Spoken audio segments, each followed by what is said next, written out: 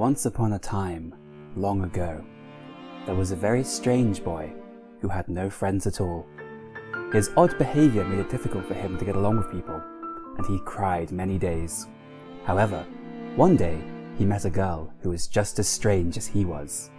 His heart filled with happiness, but his joy was not to last, for this girl had a strange predilection for playing PS2 survival horror games that featured sad, psychologically tormented girls.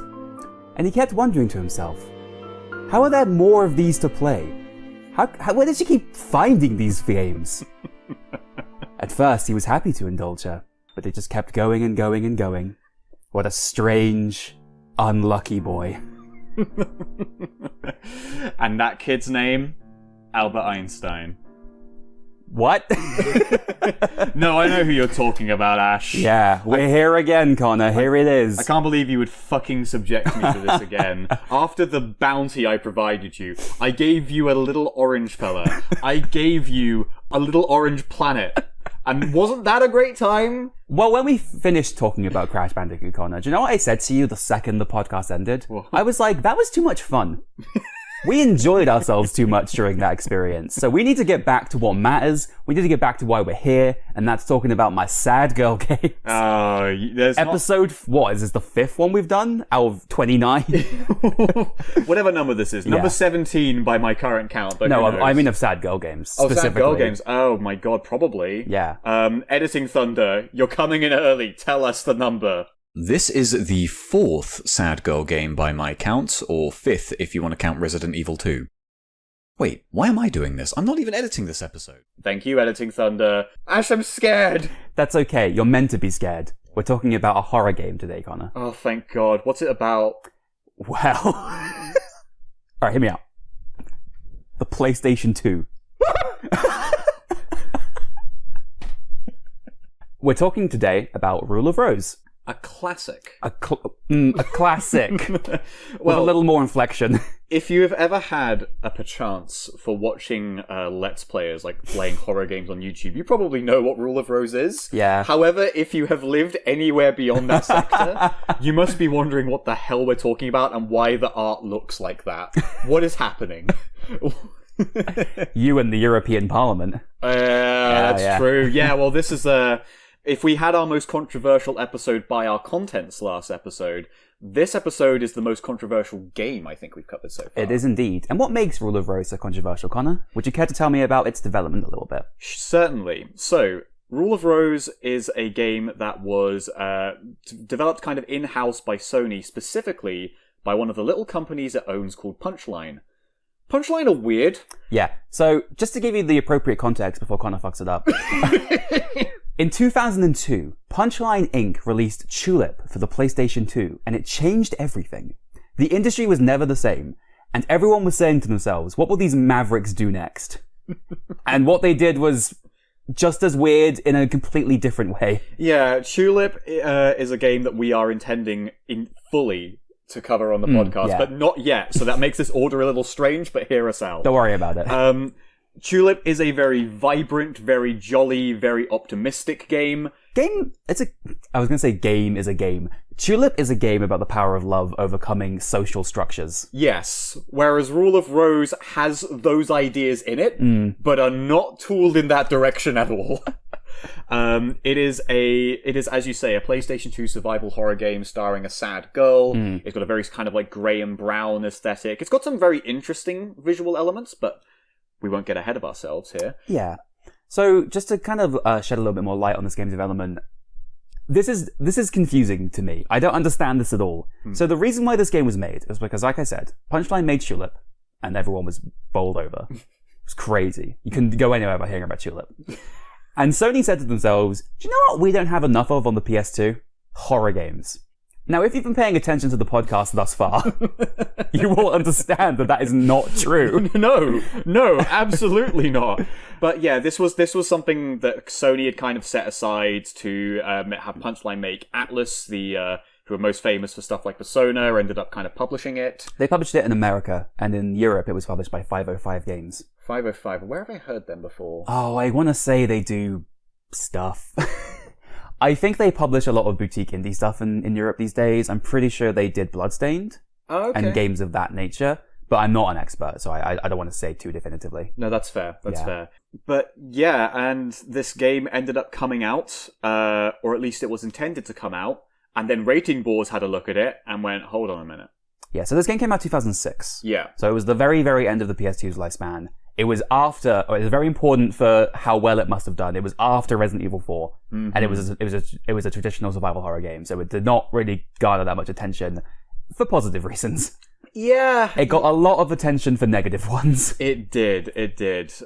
Because while horror games tend to cover a lot of very interesting themes, some that can be very, very heavy, and it has a lot of grotesque imagery and is willing to make the player unsettled and uncomfortable, Rule of Rose's particular flavor of this, when looked at for a very brief amount of time, with a lot of its context removed, is not something that most people will want to see on a shelf. Yeah. Let alone in their PlayStations and on their TV screens. So I guess to give you the context that they had, but not the context of understanding what the game is actually about, Rule of Rose is about the horror that can be created by children when they are cruel to one another. Yeah, so as a result, there is violence inflicted upon children, there is general cruelty inflicted upon children, there is, artificial social hierarchies that downtrod some and elevate others, Yeah. and the ones that are at the top kind of revel in their position above the others.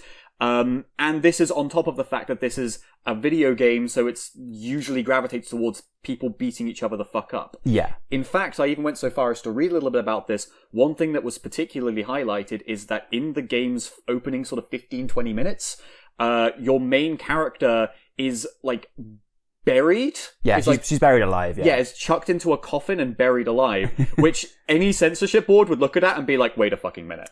Now, Hold on. while Rule of Rose definitely does have things that people could object to, I do want to make it clear that when this game was debated before the European Parliament, which the motion for which you can find on their website to this day, it's fair to say they hadn't exactly got the context right. No. Because they believed that the point of the game, the objective of the game, was to torture the main character, a child, basically. Yeah. They saw the imagery and presumed that's what you were doing, rather than that was the horror being inflicted upon you as the player character. Yeah, and as you go further along into the game, it becomes very apparent that that is not the point of this. No. In the slightest. This game is not reveling in sadistic treatment of children. This game is using it as a storytelling device, basically. Yeah. Yeah, and that's something that the developers wanted to explore specifically after reading a couple of quotes that were chucked online. Well, apparently it was originally going to be about... So there's a subplot in the game about a child being abducted by a lonely man. And originally the game's full story was meant to be about that. And the concept was that you were going to be a child who had been kidnapped by a man who was trying to escape his house, basically, while being tormented by the ghosts of his former victims. But, and this is hilarious, they were told by Sony that was too touchy a subject. Oh! So they instead made it a game about the horror of little girls. Yeah, this kind of goes into... I mean, people make the comparison to Lord of the Flies. I don't think that's fully apt. I think the only real way that applies is the fact that it is children ruling over themselves. Yeah, they create a hierarchy, yeah. Yeah, they can make a hierarchy and they are cruel to one another, but there's no, running around the woods and eating each other. No, it's not quite that level of intensity, I suppose. No. But it is, however, a game that, because it decided to go in a strange direction, caught a few eyes. Yeah. So before we move on from that topic, the attention it did get did result in it receiving an incredibly limited release in Europe. Yeah. And it was actually not released in the United Kingdom at all. As far as I was aware, it almost got banned, right? It almost very much got banned, but it was allowed to release eventually. It wasn't released here, but there were a few copies sent to journalists for reviews, basically. Yeah. So there exists a very, very small number of copies of a UK version of Rule of Rose. There are, yeah. Which are incredibly expensive to acquire. As we have seen firsthand, because in the very city that we live in, on the high street of a second-hand game shop, you can find a release copy of Rule of Rose for £400 British pounds. Which is a lot of money. That's $500? I was actually in CEX, the store that it's in, the other day, and I bought they have a section for rare games. They have like a section that's like public for like the common ones like FIFA or whatever, and then any like expensive games are in their own shelf basically. Yeah. And I was buying a game from that shelf, which wasn't Rule of Rose, but as the clerk was opening it, he just turned to me and went, "No one's ever going to buy Rule of Rose." And I was like, "Yeah, have you seen how much you're asking for it?" Like, exactly. No, it is a tall task, especially for Rule of fucking Rose, which is all right. I'm going to make a statement. I've come to make a statement. Rule of Rose is not worth £400. What? No. Really? I know, not to give the game away too much, but I would not spend, let's move on. Well, not to tangent, but would you consider there to be a game that currently exists that would be worth £400? I have probably spent more than £400 for the privilege of playing Final Fantasy XIV. Mm-hmm. And I don't regret that one bit. Interesting. I don't think I could say that about any game, even my most beloved ones. You're not a man who loves things passionately, Connor. Kind of a robot, aren't you, really? An emotionless husk of a boy. Look, I had a piece of paper that was put on my medical record when I was like 4. And I refuse to look up from your computer and see all the obvious demonstrations of your love for things surrounding me. Yeah, no, we're actually in a grey, featureless room right now. Yeah, just to reflect the environmental design of Rule of Rose. Shit. Well played. However, I will say, I do actually have a physical copy of Rule of Rose. Oh. However, it is an artifice. It is a construction. It is a fake, Connor, a forgery. Is that what I'm looking at right now? You're looking at it right now. I got it from Etsy. You mean you didn't spend £400 on this? I did not spend £400 on that, no. I spent £15 on that, which was a much more reasonable price for Rule of Rose. But it does come with a full-colour manual, so... Oh, that's awesome. Yeah. Because this was like a basically a bootleg copy, but it's like been custom printed to resemble 100%. Like, it looks great, yeah. And it will boot? It will boot on a hacked PS2. So I have been able to play this version of the game through the completion. Very nice, very nice. I mean, I noticed the disc itself has got NTSC printed onto it, so I imagine a PAL UK PlayStation certainly wouldn't without some little tweaking. You couldn't play that on a real PS2 if it hasn't been hacked. Well, looking upon it immediately, I will say that it is a pity this didn't get a proper release, because I would say the box art is very interesting. This is the kind of thing that would grab my eye on a shelf. Oh yeah, like especially for the time as well. I think what's most appealing about this box art, not to immediately do my bullshit again, but this is the same box art that it is in America. This is the American box art as well as the European box art. Wow, awesome. And it's not a CG render of Jennifer, the main character, with a gun like, oh. Yeah. Like it's actual, like, illustrated art. Yeah.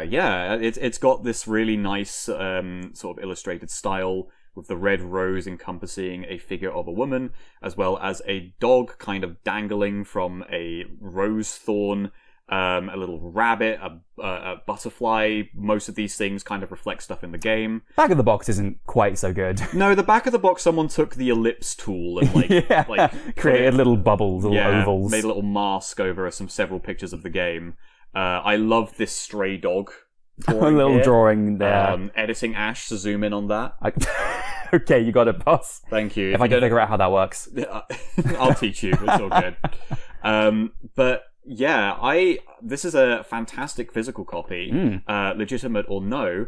So, I'm very happy to have only paid £15 for it. Yeah, rather than £400. Oh my god. It used to be $250 and I was thinking about it at that price.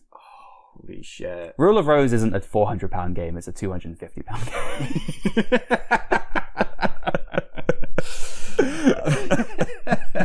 Well, I did want to talk a little bit about personal context, but I kind of feel like you immediately summed it up succinctly at the beginning of the show when you talked about people know about this game because there's a certain era of horror YouTubers who played like RPG Maker horror games and PS2 things like this. Yeah. And that is entirely where I know this game from. Yeah, this is a goldmine for it. Oh, yeah. So much so that people that we know that do not typically engage in these kinds of games are like, I've heard of that. Yeah. Where have I heard of that? I'm pretty sure our artist has seen a Let's Play of this game. They have, yeah. I'm pretty sure. Yeah, I think you're completely right. Yeah. And that's truly the only legacy that Rule of Rose actually has because no one can acquire it. True, yeah. Like, it's so unavailable to people. Like, it's impossible to get. So this game's reputation used to lie in the hands of people like PewDiePie, and now it lies in our hands, where we shall reframe the conversation and say that it's not that good. Damn it. Do we want to talk about like the opening cutscene at all, or do we Like the opening movie? Yeah, I mean, the opening movie I think kind of rocks. you do. Yeah. Yeah, I like it a lot. So the opening movie features our protagonist Jennifer sitting on a park bench, looking wistfully into the sky when suddenly an airship flies overhead, which you might think to yourself, okay, what's an airship doing here? We'll get back to that.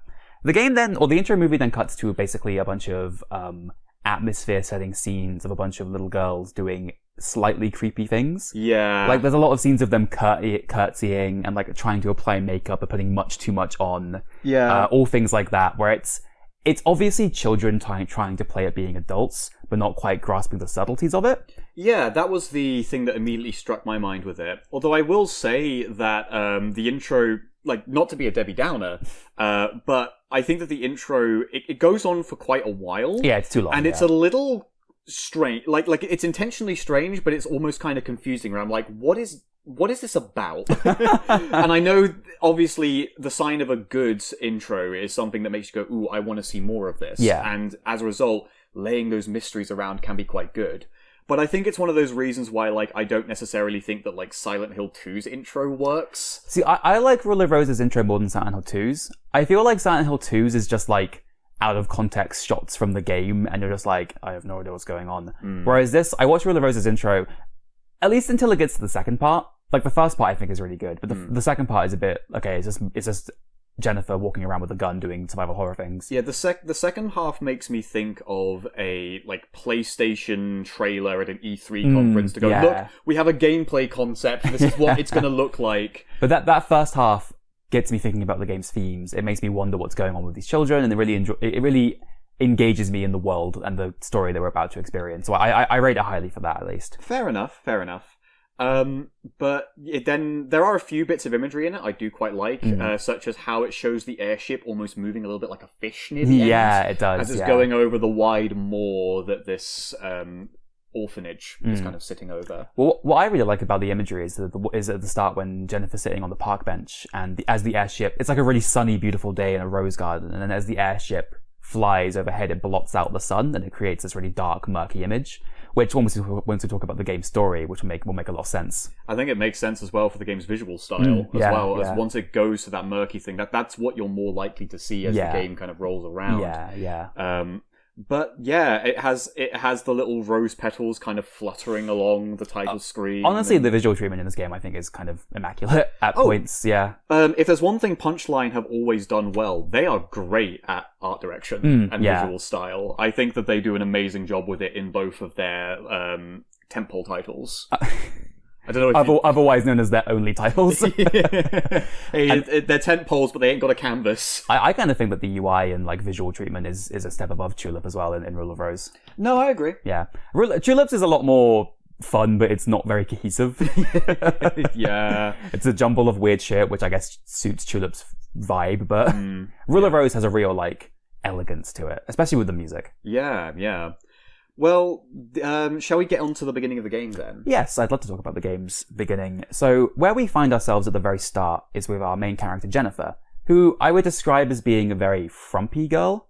Yeah? She's got her hair tied up in a very serious bun, and she's wearing this, like, dark grey green dress. She's very demure is what I'm trying to say. It's a very appropriate dress for the time. This game is framed to be set in 1930, or at the very least that's what the chapter tells you. The chapter, yeah. There's some nuance to that, but we'll get into that later. And there's this little kid that goes up to her with like this scrappy notebook and says, "Read me this story." Yeah. And she kind of like flicks open the page and there's nothing on it at all. It's like, what are you talking about? It's really odd because she's like the boy runs away and then she just chases him and like gets off the bus and is like, fuck this bus trip, I gotta chase this child down and find out about the storybook. Yeah. So she kind of runs down this country lane that seems to be in the middle of fucking nowhere. You see signs around that lead you towards an orphanage, but it looks so isolated from everything. And at some point, as you go to a fork in the road, you end up hearing the sound of a dog whimpering. Yeah.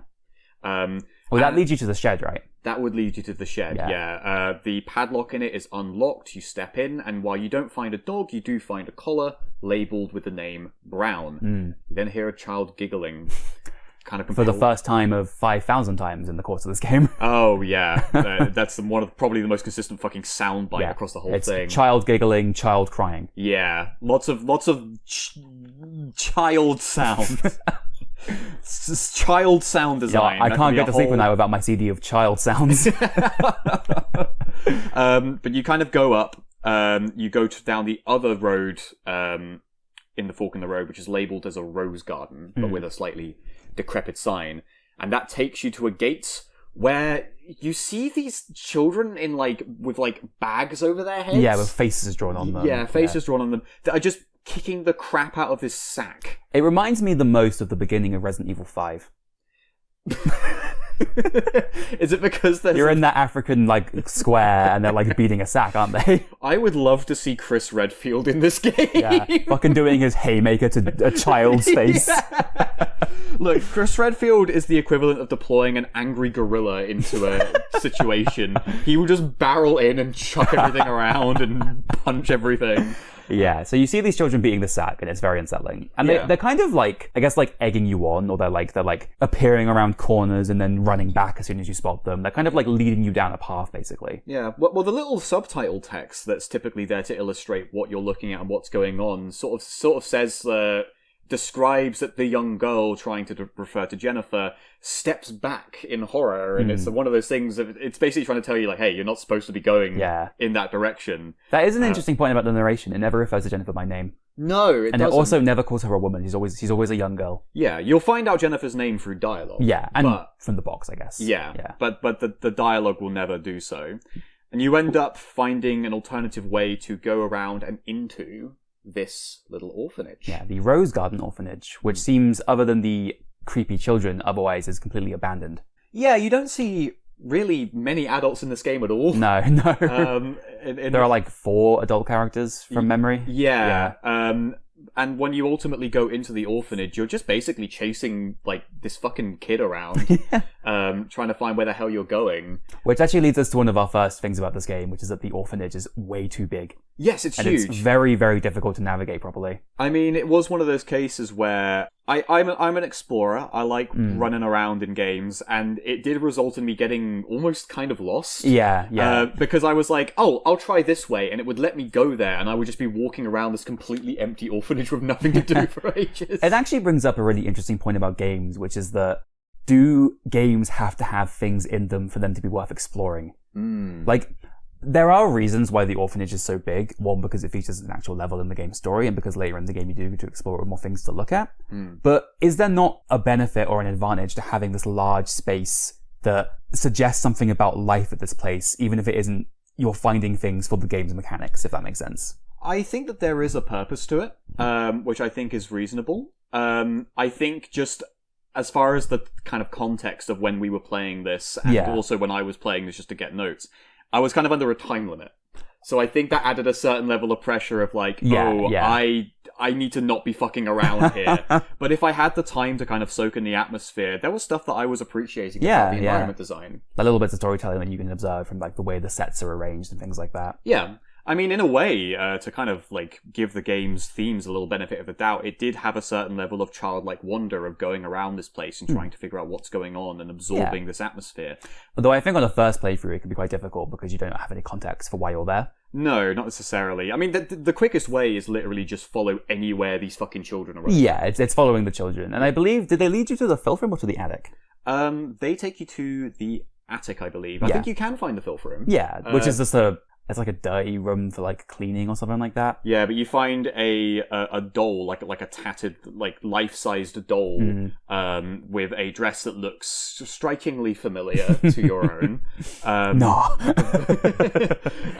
Before you end up having to scramble up to the attic to find them fucking kids. The darn kids.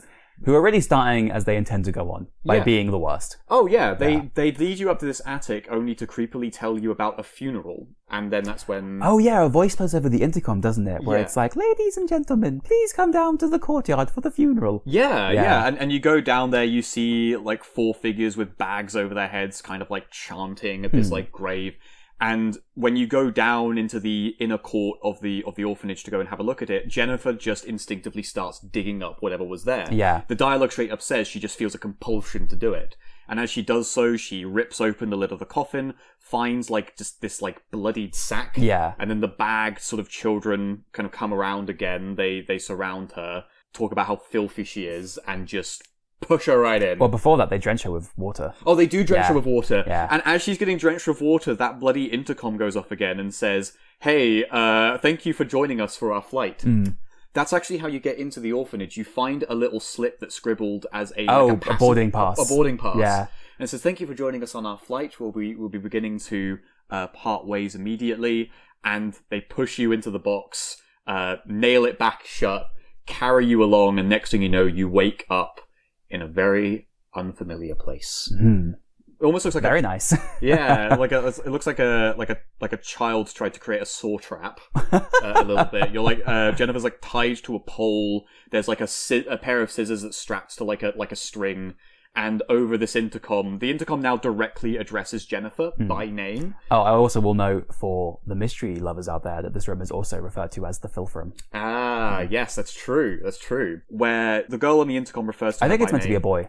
Oh, is it a boy? Yeah. He basically explains to you about the Red Rose Aristocrats Club and their very arcane rules that they have for filth like Jennifer. Yeah.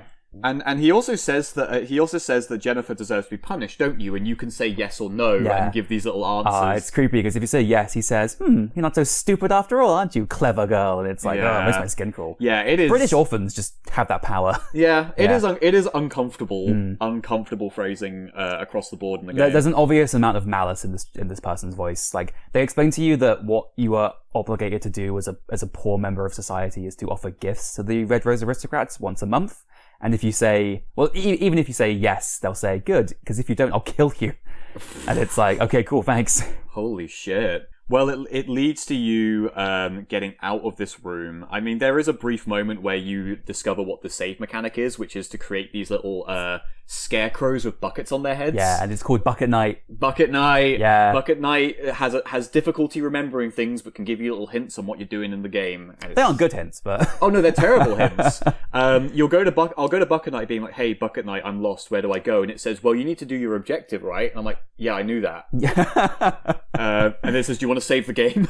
Bucket Night is also one of the instances of the game's kind of writing style, where Jennifer is always referred to by the narration and characters who are kind of outside of the main story as a poor, luckless girl, basically. Well, poor, unfortunate Jennifer ends up leaving the room, follows a bunch of signs that takes her up to the lounge of the It's called the first class guest sector. Yeah.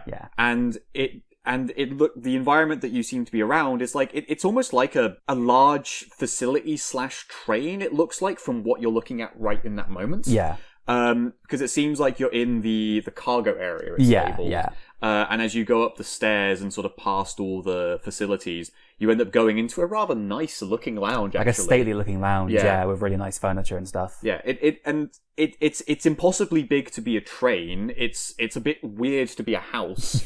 So where the fuck are you? And if you've been paying attention, I think it's fair to say that you can guess from context where you're going to be, but you then are given confirmation of that when you look out the window and realize that you're soaring above the ground in a dirigible airship of the time. Yeah, you'll eventually find a map of it as well that clarifies, yep, this is a fucking airship. Yeah. And an impossibly large one that the game world gives context of, like, Britain has created the largest airship in the world and it's on a voyage from London to India. Yeah. But I think before you find that, you end up finding the door to the Red Rose Aristocrat Club. Yes. With an offering box. You can also find the hierarchy, which confirms to you that you are the very bottom of the hierarchy. Yeah. You are beggar...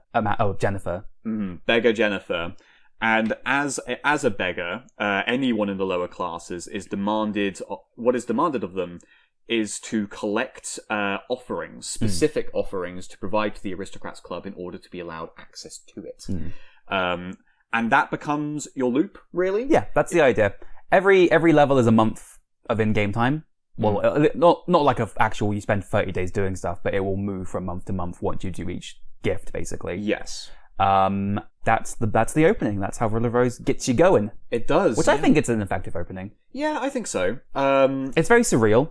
I think you come to realize very quickly that what you're seeing isn't necessarily like realistic because it's so abstract and so strange. Yeah.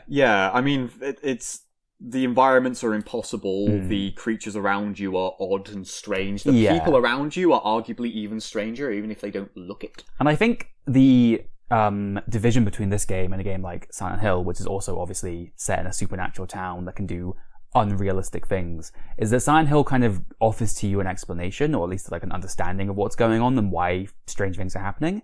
Whereas here it's just completely, there's no context for the strangeness. It's just strange for some reason that you don't know yet, basically. Yeah. I don't want to give away too much too far, but Rule of Rose is very much relying on having a penny drop moment that comes close to the end of it for all of this to work. Because I honestly think, personally, if you play this game without that context with your initial run, a lot of it just kind of feels like it's going through the motions of, we're making a horror game, it's got to be weird. Yeah, that's fair. Yeah, and that's something I certainly get in moments where it's like a man materializes in front of you and gives you a storybook. You find this crying girl and she's like stabbed a butterfly and all of this stuff. I guess that's kind of one of the difficult balances to strike with this kind of storytelling, right? Is that you want to have this engaging sense of mystery and this unraveling of the supernatural that you're going through. But if you go too thick on it, it becomes meaningless and it becomes like a void that you can't really understand. Yeah, because if I'm being honest, while I think the airship as a concept is a very compelling idea, I think the way that it looks in this game with this particular art style isn't so much, because you are going back and forth through it so often in the game that it becomes real droll to kind of like... I mean, we say it's like impossibly large, but it doesn't feel that when you're playing it, you know, because all the areas are kind of the same, and it's all very like... None of the areas look supernaturally enhanced to be more interesting. They look like realistic renderings of what an airship would look like. Yeah. So it's like, I'm in the engine room. Here are some engines. It's not anything more exciting than that. Yeah, when I say impossibly large, you might be thinking like, oh, it's the idea of, you know, it's like looking upon like a colossal chasm or a great ruin or something like that. Or perhaps how a child would perceive such a space. Yeah. But in reality, it's more like... the infinite IKEA, where it's like you're kind of going through a very samey looking area over and over again. One could tell you that the area had been randomly generated using pre-built blocks, and you'd go, yeah, that seems about right. Yeah. In some ways, I actually think that it has a few commitments to realism that go against its potential.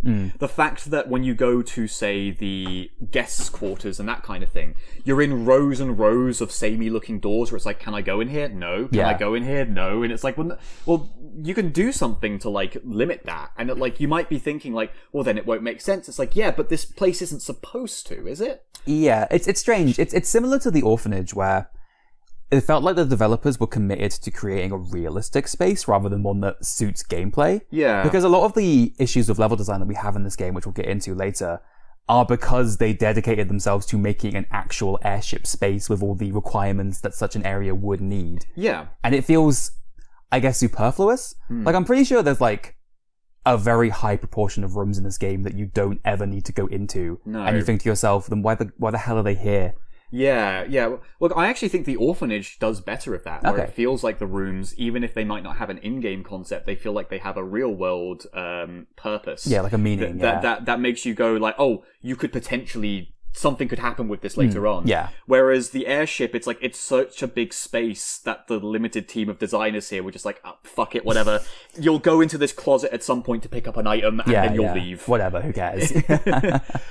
Although, there are a few little neat accoutrements. Yeah, the airship isn't entirely without merit. Yeah, for instance, when you are tied up in the filth room and you have the intercom talking to you, at some point the camera does switch to what looks to be a POV of someone looking at Jennifer through a little hole in the wall. You can actually find that room later as well. Yeah, you do. And when you're in there, there's scribblings in chalk on the walls that have like multiple eyes kind of like around it, as well as like I think it's like a fox or a cat, and the little eye that they've got on the cat is like the hole you look through to go into it. Yeah. That feels like something a kid would just do for fun. Yeah, and I think there's like merit to the airship being like, on the face of it, just a good location for horror to happen, because a lot of the areas are, like, very dark, murky engine rooms with lots of, like, whirring and, like, oppressive noises going on. Yeah. And then there's also the obvious fact that being on an airship means that Jennifer is very much trapped in this space and has no way of leaving. Oh, yeah. Anyone with a fear of flying probably knows what we're talking about. When you're stuck in a box thousands of feet up in the air, you're just like, oh, God, this is so much worse than, like, a dungeon or a fucking, like, haunted house. It also, to me, has a kind of... Like, an airship, I know that obviously we now know that they're not super great ways to travel, but airships, to me, carry an historical context of being, like, luxurious and decadent. Oh, yeah. And the idea that the Aristocrat Club is being carried by such a ridiculously lavish vehicle kind of adds to its appeal and its intrigue, you know? Yeah, airships got made redundant before they could really become, like, mainstream, you know? Yeah. Obviously, you got stuff like the Goodyear blimp nowadays, but when the Hindenburg burnt down, so did any hopes for airships being anything. Yeah, so like... an entire industry went down in the flames with it. Yeah, so it was just kind of a rich people's thing. Like, it gives me almost the kind of vibes of, like, the Titanic voyage in this place. Yeah, like, 100%, yeah. Look at this grand... Like, it's an Edwardian kind of lavishness, a sort of gilded age that cannot be supported for much longer. Yeah. Also, fantastic use of the word Edwardian, because it's true. Thanks. I think that was the monarch that was around at Yeah, that no, time. it was, yeah. Edward the 7th. 7th, yeah, because then the 8th was like 6 months. He rocked it. He loved too good. Oh. He was the Tulip King. He was the Tulip King. He loved too hard. But, Ash, there's got to be more to this game than just exploration. Oh. Let's pretend that that's all there is to it. Oh. Well, is there For my benefit. Well, let's say this game is only about exploration. Is there any means of assisting us in exploring our environment? Alright, so let's get into it. This game is a survival horror game, Connor. It has fixed camera angles, and much of the game's idea and premise in terms of its gameplay is you have to find puzzle item to solve puzzle. You get items for combat, you get items for health, and that's kind of the loop. But this game has a particular je ne sais quoi, Connor. This game has a little thing going on that no game before it has ever thought to do. It's an entirely original idea. What if, and you got to be ready for this, you had a dog, and you could give it commands, and it was intrinsic to solving the game's puzzles. Holy fucking shit. I know. It's crazy. So let's talk about Brown. Yeah, let's talk about Brown. Brown is a golden Labrador, I believe. Well, that defeats the whole fucking point. What kind of name is that? Well, his coat is really dirty. So it's got kind of a brown clumpiness to it, yeah. I've got a comment to make about Okay, Brown. Tell me about Brown. Now, you might be thinking about another game on the list that might have also had a very prominent dog character. Resident Evil 4, which has a dog that helps you fight things. But let me assure you, Brown is nothing like this dog. That dog? That dog. Yeah. Official name, that dog. Alright, let's have it, Connor. Let's have the Brown v Huey kick down that we've been waiting for years. Epic rap battles of history! So, any of you who have listened to the Haunting Ground episode, or have played Haunting Ground, I love that Ash gave me a look for that one. will remember that Huey was an intrinsic part of that game's gameplay loop, basically. Yeah. But the deal with Huey was that he had very, very advanced dog AI. He had multiple dog levels. Yeah, they really wanted to put a strong emphasis on Huey acting like a dog and also building up your companionship with him in the game. So Huey was much more versatile than Brown was. He had a lot wider range of commands. He could fight enemies for you. He could knock things over. You could command him more specifically than you could Brown. But he had a loyalty AI that was determined by how well you treated him. And at the beginning of the game, the AI is set quite low, so he doesn't listen to you quite a lot. And while it is more realistic, and I think it makes that game more engaging, it can be really frustrating when you go, Huey! And he goes, and it's like, come on, man, Daniela's on her way, we gotta go. Brown is not like this at all. Brown is a little dumpy boy, and he'll just do what he's told. Yeah. You go, Brown! And he's like, Yeah, Brown is incredibly loyal and reliable, but he is primarily a sniffer dog. He is not a combatant. He is not... I'm pretty sure he's not a combatant. No, Brown will bark at enemies, which will stun them, but he won't attack them directly. Yeah, he is there as primarily a tool to allow you to navigate the game world, and he has a story context, but he is not necessarily, He's not like Huey, where he will help you get out of fights. No. I do want to quickly talk about where you find Brown as well. This is super important. Yeah. This was actually what I wanted to mention earlier. Because you find him in the turbine room of the lower airship levels, and he is tied up by his legs. He's like dangling from the ceiling, going. Well, this is where I want to explore the hypothetical world where the censor boards in the UK and in Europe didn't immediately stop at Jennifer getting buried alive, and they went, okay, fine. Benefit of the doubt. Show us more of the game. And they see the bit where a dog is tied up in a turbine room by its hands and legs and blindfolded. Yeah. After being presumably beaten with a stick inside of a sack. And the censor board people just going, so this is what you do instead? I like to imagine another hypothetical situation, Connor, where Sony, having told Punchline that they can't make a game about a boy being kidnapped by an older man, go, oh, just leave them to it. They get the idea. And then they rock up and they go, so... What? This is not what we had in mind. So you actually have to go on a rather long puzzle to free Brown. You have to find some... It's really annoying. You have to find a specific pair of scissors. Yeah. Even though Jennifer has a knife, and you can find other scissors around the world, you need to get the scissors for freeing Brown. Yeah, it's the same pair of scissors that freed you. You need to lower those down by going into that room that you were spied through. Yeah. At. Press a little button to lower them down and then to gather them yourself. Which I thought these were going to be for a different part of the game, where it's like you find a wall that's actually made of cloth rather than of like wool. And I just figured, you like cut through it. No. Instead, you cut Brown down from his bindings. He becomes freed. He looks at you, and you have a real good close-up of him where he looks low poly and gross and awful. And this is like, I don't mean to be mean to Brown, because there's other reasons to be mean to Brown, but like in this moment, it's just not a flattering dog render at all. But you then do a little tutorial where it's teaching you how to find things in the world of Brown. Yeah. Where the idea being that inside of your inventory screen, you have a slot for an item that you are equipped with, typically a weapon. Yeah. And a slot that is called, like, search or It's called find. find, yeah. Yeah.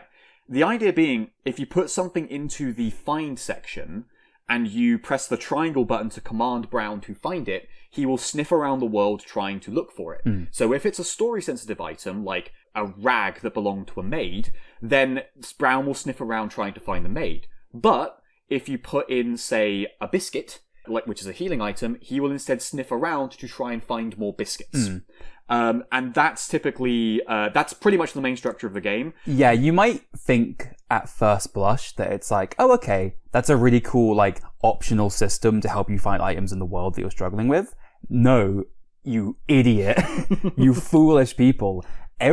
Almost every item in this game is invisible until Brown finds it. Yeah. So to do anything in this game, to find like the vast majority of healing items, to engage in any of the game's side quests, to progress in the story, you have to have Brown find things for you. It's the only way to do it. Yeah. It's and it's one of those things where if you are modern video game rotted like I am, I will confess to, it will feel a little bit like adventure game logic when you go like, oh wait, shit, where the fuck am I going? What do I need to give Brown to find? Because my mission is to get this one thing. Oh, I can't go to it. The door that this is apparently behind is like locked. Oh, okay. What the hell am I meant to be doing? How do I find this key to go into this other room? It turns out you have to end up finding smaller clues around that might reveal this. So for the key example, there is a room that has 4 doors, and each door is marked with a clover with a certain number of leaves on it.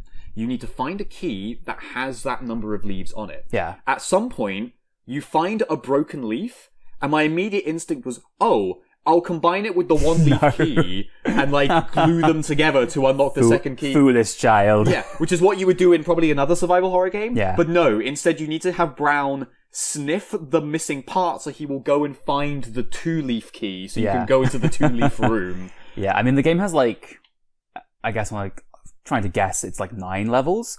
Every level is Brown will find things for you, you will follow Brown. Yeah. That is the structure of the game. There is nothing more to it than that. It's just follow Brown around for a bit. Yeah. Anything that seems like it's important, keep it in your inventory and have Brown sniff around for it, because that's the only way you're going to go anywhere. It can get slightly ridiculous at points as well, because there's a lot of optional items that you can find for Brown for side quests. Yeah. And one of them is the location of film reels and vinyls, so you can listen back to the game's music and you can watch the game's FMVs of your own leisure. So these items, like everything else, are invisible. But when you get Brown into a room and he's tracking that item and he goes up to it, suddenly a full vinyl will just materialize on the ground for you to pick up. And it's like, I think, Jennifer, you could have found that one. I don't think you needed your dog for that. Yeah, that's the thing. It is essential, because these things will not spawn in the world otherwise. Yeah, you need Brown to do this. And more annoyingly, you need this to find most of the game's healing items, which, for reasons we'll get into, are basically mandatory to acquire to get through the game. Yeah. Is that a good segue to talk about combat? I just want to like this game, Connor. Do we have to talk about the combat? I'm afraid we do. Listen, we can do the shit sandwich in a moment. We've talked briefly about the niceties of how it looks. Yeah. We could talk about the story stuff later. We need to talk about the meat of the game. Alright, well, let me try and spin it. Unlike losers, like Fiona from Haunting Ground and Alyssa from Clock Tower, Jennifer is a woman of battle. She doesn't need no dog. She doesn't need no ruder bloodline. She can get fucking down and dirty with these little imp boys like no one's business. There's only one small issue. Only one tiny little issue, Connor, which is that she fucking sucks. She is not a fighter. She has no idea how to swing a knife. And also, apparently, neither did the developers. Yeah. So let's approach this from the two axes of which the Rule of Rose combat dynamic is built. Axis 1. Jennifer is not a fighter, and she is not proficient with weapons. So when Jennifer is equipped with one of her weapons, which is usually a knife or a pipe, there's like a different variation of the knife and different variations of the pipe, but she has those items. You hold R1 to ready her, and then press X to attack, and you watch in horror as Jennifer kind of like prods the knife in front of her in this really tiny arc going, and like her combo is she swings the fork forward, she closes her eyes and goes like that, like swinging her arm back and forth. Yeah. It's fucking infuriating. It's like, Jennifer, what are you doing? Yeah, so you watch Jennifer, Jennifer, a 19-year-old woman who is admittedly incredibly meek, like barely getting by in this world that is dominated by children, and you think to yourself, oh, this is gonna be relevant to the story, isn't it? Yeah, it's so relevant to the story, bro. Man, what a story they told. And that's when we get to Axis 2. Because, alright, Jennifer is not a combatant, and they are advancing the telling of the game's story by making her terrible at fighting. Whatever. Fine. Here's issue 2. They fucking programmed it bad. No!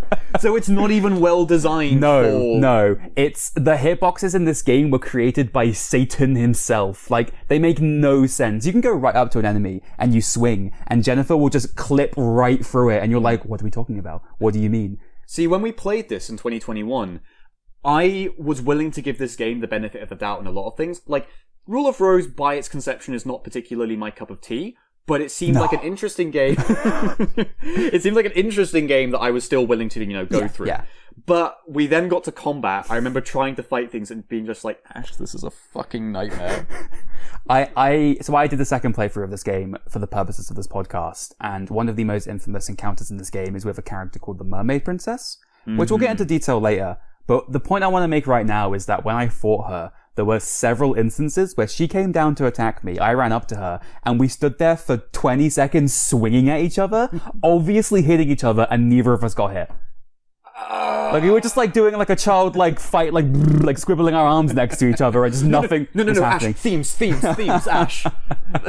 Listen, Rule of Rose Brigade is here. I'm listening, I'm willing to engage with the fact that Jennifer is bad at combat, and if the game was programmed well and had good hitboxes, I'd be more into it, but the fact that it's so unfair just makes it infuriating to actually engage with. Can I blaspheme? No. We're in a church, Connor. Okay, can I play devil's advocate? Yes. Alright. Clock Tower 3 does this concept better. My God. Alyssa is not a fighter. The only thing she's really got to defend herself with is hiding and like chucking a few things to like stun them for a bit. Yeah. And that communicates that concept better than Jennifer fucking needing to, like, damage things to get through the game, but not having any real tools that makes that easier for the player. See, it's really frustrating because I'm listening to you say this and I'm like, yeah, they probably shouldn't have put combat in this game. And from what I can remember, they didn't want to. Seriously? Like, they didn't think that combat was a good idea, but they were told they had to have it for the game to be viable. To be fair, considering what this game's story is, the things that you fight, excluding bosses, do feel tacked on.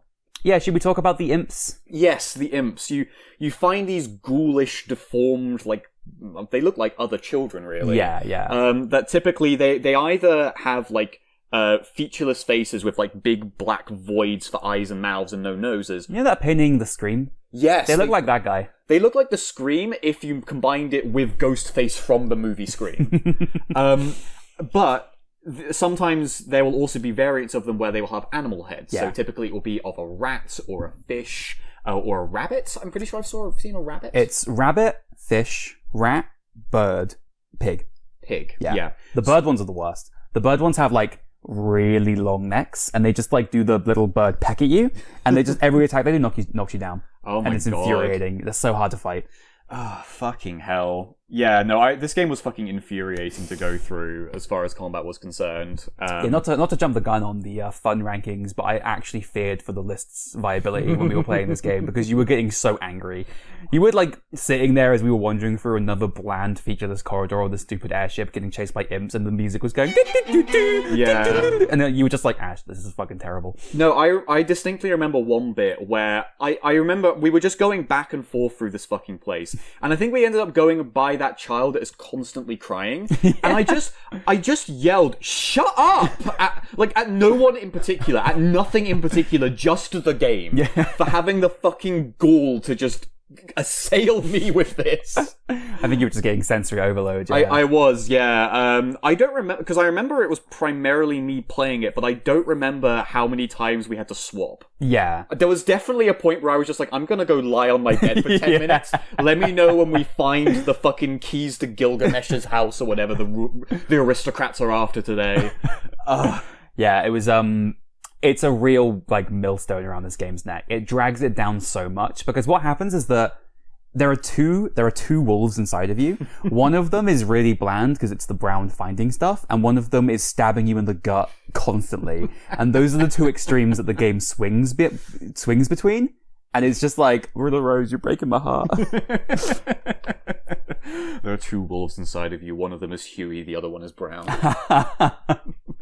It's not a well-designed game. No, it is not a well-designed game, which is unfortunately consistent for Punchline. Hey, yeah. Yeah, you're right. It's true. Still, I mean, combat tends to exist in games because it's like one of the easiest things to gamify. Yeah. And I think that is why they just went with it. It's just a case like, okay, people just kind of expect you to whack things with a stick. I mean, if you think about it, if this game didn't have combat, it'd just be finding things with Brown.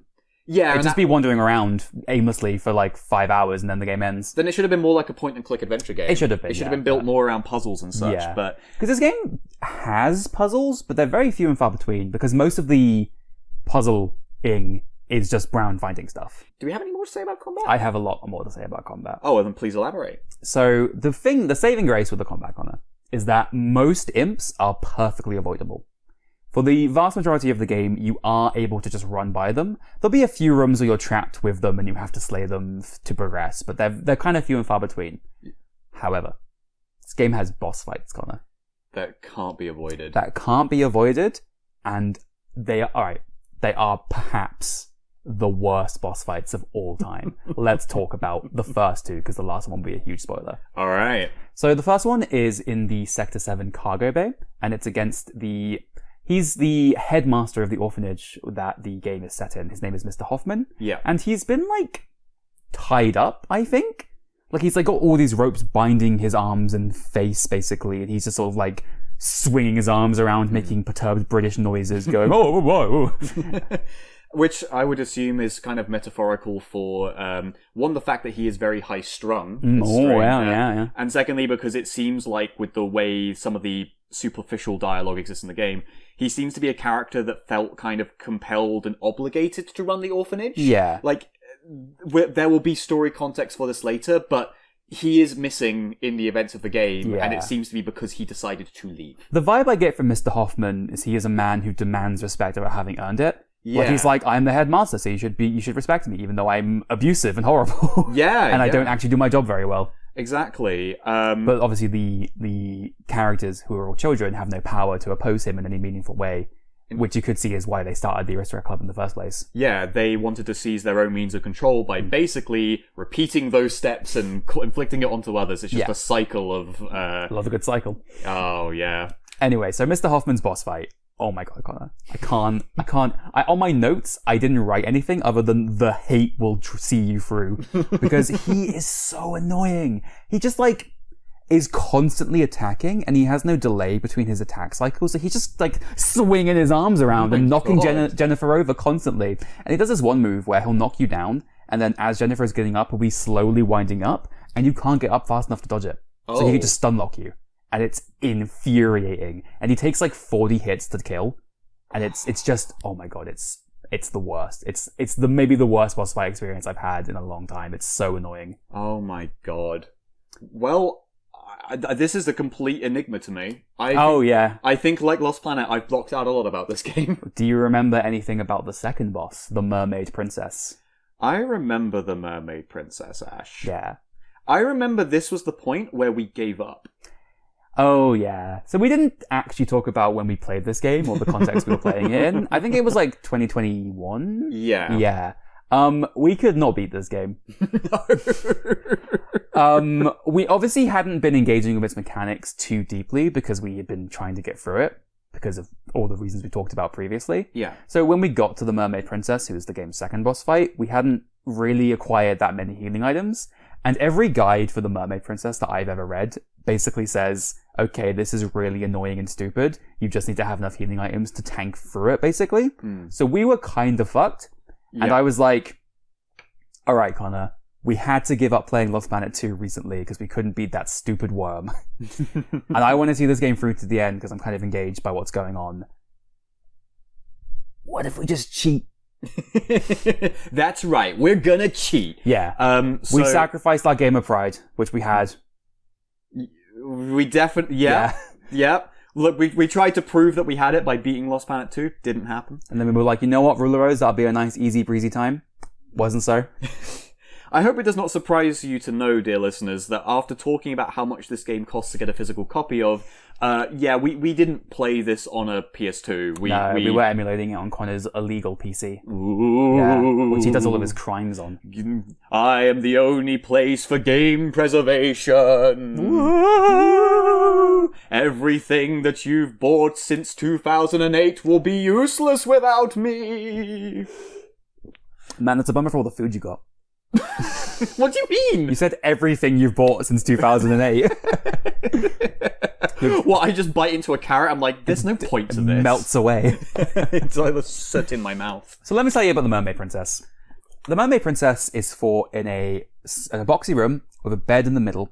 And what she is she is a woman with a fish's tail. Yep. A mermaid, if you will. She comes down from the ceiling, and then she just vomits everywhere and swings her arms around and goes, hi-ya! Like that. Yeah. She's so annoying, God. You just have to walk around in a circle for 20 minutes. She comes down, you go up to her, Jennifer goes, and you maybe hit her twice of the 40 times required to hit her to kill her. Oh. And she just keeps swinging her arms around, and you keep healing through the damage, and then you just hope that you get the good RNG for it. Great. It's so annoying. And the music is like this really short loop of like this, like... Yeah. It's like, oh my god. Look, if someone wants to upload a Rule of Rose Mermaid Boss no-hit run on YouTube, be my fucking guest. They did. That's what I used to get through it the second time. Yeah, there's a guy who was speedrunning it, and he was like, this is bullshit, you just have to have good luck. Yeah, we're not that good at games. I'm not that good at Rule of Rose. My second playthrough took like 12 hours. Fuck. I know, hell. yeah. Well, yeah, sorry, we did this in like 2 sessions, like a session and a half, really. Yeah. So I don't know how the fuck we did it that quickly, but We cheated. true, we did cheat.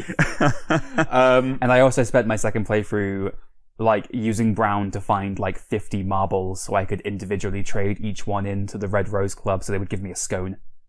Is that like a full heal or It's like a half heal. a half heal? Yeah. Okay. If you give them 6 socks, they give you white chocolate, and that's a full heal. Ooh. I never used any white chocolate in my playthrough. I believe you. It was a complete waste of my goddamn time. Oh no. I did not need to be that thorough, but I was so worried about the Mermaid Princess and the later like Force encounters with the Imps that I was like, I need to have enough items to get through this. Yeah, because you will eventually find so many imps that it'll feel like you're in a Muso game, where there's just legions of them running around. Yeah, I mean, there's a bit towards the end of the game that we'll get into later where you have to fight like 6 specific imps throughout a level, and there's so many of them everywhere, and they like force you into like little circle encounters with imps, and it's like, what are we doing? You guys must have known this combat was bad. Why are you making us do so much of it? Should have given Jennifer a sweep attack. Well, if you get the sword, Connor, if you spend 3 hours collecting the 5 legendary blades using brown. Oh yeah, if you just play through the entirety of Lost Planet 2. Yeah. The game becomes a lot easier. Turns out it's way cooler. No, yeah, I mean... That's the combat. It's really bad. It's perhaps the worst combat in a game of this style. It's so floaty and imprecise. It's a nightmare to engage with. It's not fun ever. Yeah. The only fun I had was when I got the blade, the ancient sword, and I could kill imps in like 2 hits. And the only satisfaction I felt with that was that I had to do less combat now. That's true. Did you mention the gun? The gun, oh my god, the gun. Because if I remember correctly, there is a gun item you can unlock in the game, but it is incredibly impractical to use given how little damage it really does. Yeah, it's also very strange because all the marketing, like the CG cutscene at the start of the game, like has Jennifer with a gun. But you don't get a gun unless you do a special side quest to unlock a gun, which requires you to find 4 perfumes across 3 different chapters. I see. Do you trade those into the aristocrats? Trade those into the aristocrats, and they give you a gun. For her neutral special, she wields a gun. The gun is worthless. There is only like 20 to 30 bullets to find in the game, each one which must be found individually using Brown's find feature, and it takes 4 to kill 1 imp. It's worse than the sword. It's way worse than the sword. The sword rocks. Like it's a limited use item that like does it have like an infinite range? Actually in this kind of game that wouldn't matter. I think it has a slightly longer range, but not that much longer than you would think. Oh, yeah, it's like Ricardo's shitty It's pistol. like Ricardo's shitty ass gun. Yeah, it fucking blows. It's not worth getting at all. In fact, there's a section on Rule of Rose's wiki which is called Search Quest, which is dedicated to telling you all the quests you can do for extra shit, and it basically says the only one that's worth doing is the sword. Yeah, we'd like to apologise to you, Automatic38, that we do not have any good gun trivia to share with this episode. The pistol in Rule of Rose just sucks. Thank you for listening. Jennifer looks cool holding it. Jennifer doesn't look cool doing anything. I know. I think that's why she gets bullied by children. There's a very good reason why she gets bullied by children, Connor, and don't you dare pretend like you don't know why. You duplicitous son of a bitch. Oh, fuck. Well... Okay, I love that for starters, I've checked the notes, and I've just noticed that the gameplay section because it says gameplay, really now. But do we want to talk a little more about this game's presentation, or is there more to say about its mechanics? I love to talk about this game's presentation, because then we can feel good again. Yes. And we can be happy. Yeah.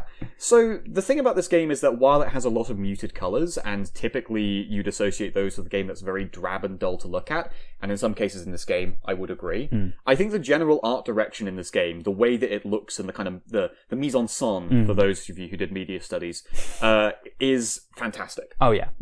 I think this game is really, really appealing to look at. When you think about like the visual treatment, so like the UI, the flourishes between cutscene transitions, like I think it's a very, very unique looking game. I think it has a very distinct style. Yes, no, I agree with that fully. Yeah, like all the rose motifs, the noise filters over the gameplay, like the chalkboard UI. I think Haunting Ground looks better. Oh yeah, I think Haunting Ground technically is a much more accomplished game, but I think when you think of the artistic direction in Rule of Rose, it's a far different beast. Yeah, the narrative and visual elements of this game are significantly more interesting than Haunting Ground and Clock Towers, even though Haunting Ground comes very close.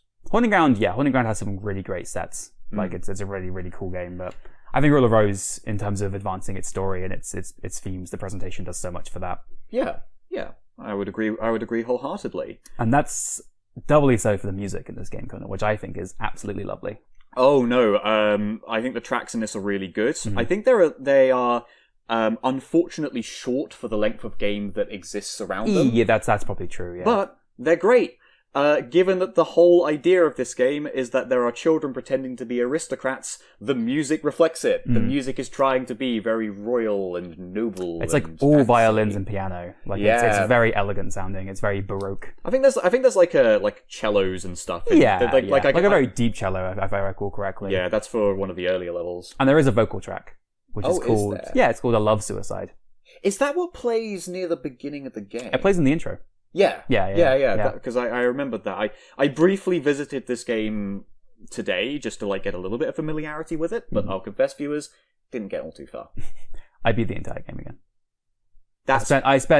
I had like 2 days off the last 2 days, and I spent all of them playing Rule of Rose. This sounds perfectly on brand for the both of us, where I took one swing at an imp and went, fuck this game. And you went, no, I have to know. Yeah, I have to acquire the ancient blade and find the secrets contained within. We've talked a little bit about the sort of levels and general gameplay loop, but are there any particular designs in the levels that you would say jump out at you? Yes. So, like I said earlier, the basic premise of the game is that every level is a different month in 1 year, which is 1930, and every month has a different gift to be acquired for the Red Rose aristocrats. So the first month, it's a beautiful butterfly. The second month, it's a bunny that's been lost, and then so on and so forth. Every month, apart from maybe the first level and the second or the last level, are just instances of how horrendously bullied Jennifer is.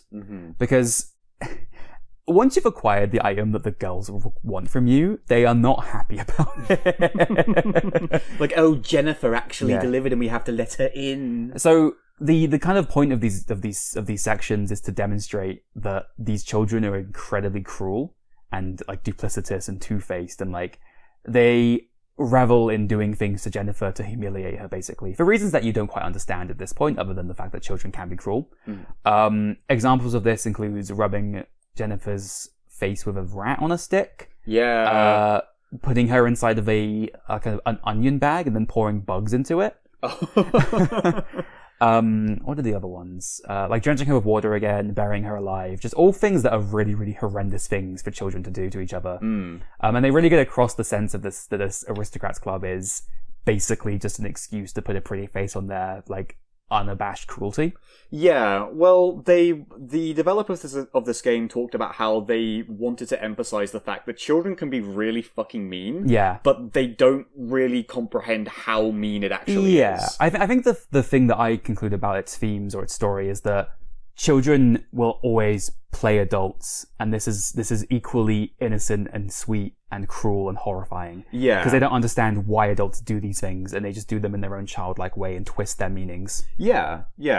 Although I will say, I'd like to think that as a child I knew better than to pour bugs on people who don't like bugs. Well, you were a lovely child, Connor. These were not lovely children. No, this is true. Although I was a child that was very easy to trick. And these children were orphans as well, is the thing. I think they're living in quite a difficult place in their lives. Oh, yeah, especially 1930s orphanages that are going to have strict headmasters and the cane. Yeah, and like there's like implications of like sexual abuse by the headmaster towards the teenage orphans and stuff. Oh, yeah. Like it's kind of set up that the orphans are cruel because their cruelty is being given to them, but they are just replicating treatment that they've already been suffering, basically. Yeah, which is very true to real life. Like I think that's an implication that like, because there's a single teenage orphan in the story called Clara, and she is the character towards whom the sexual abuse is directed by the headmaster.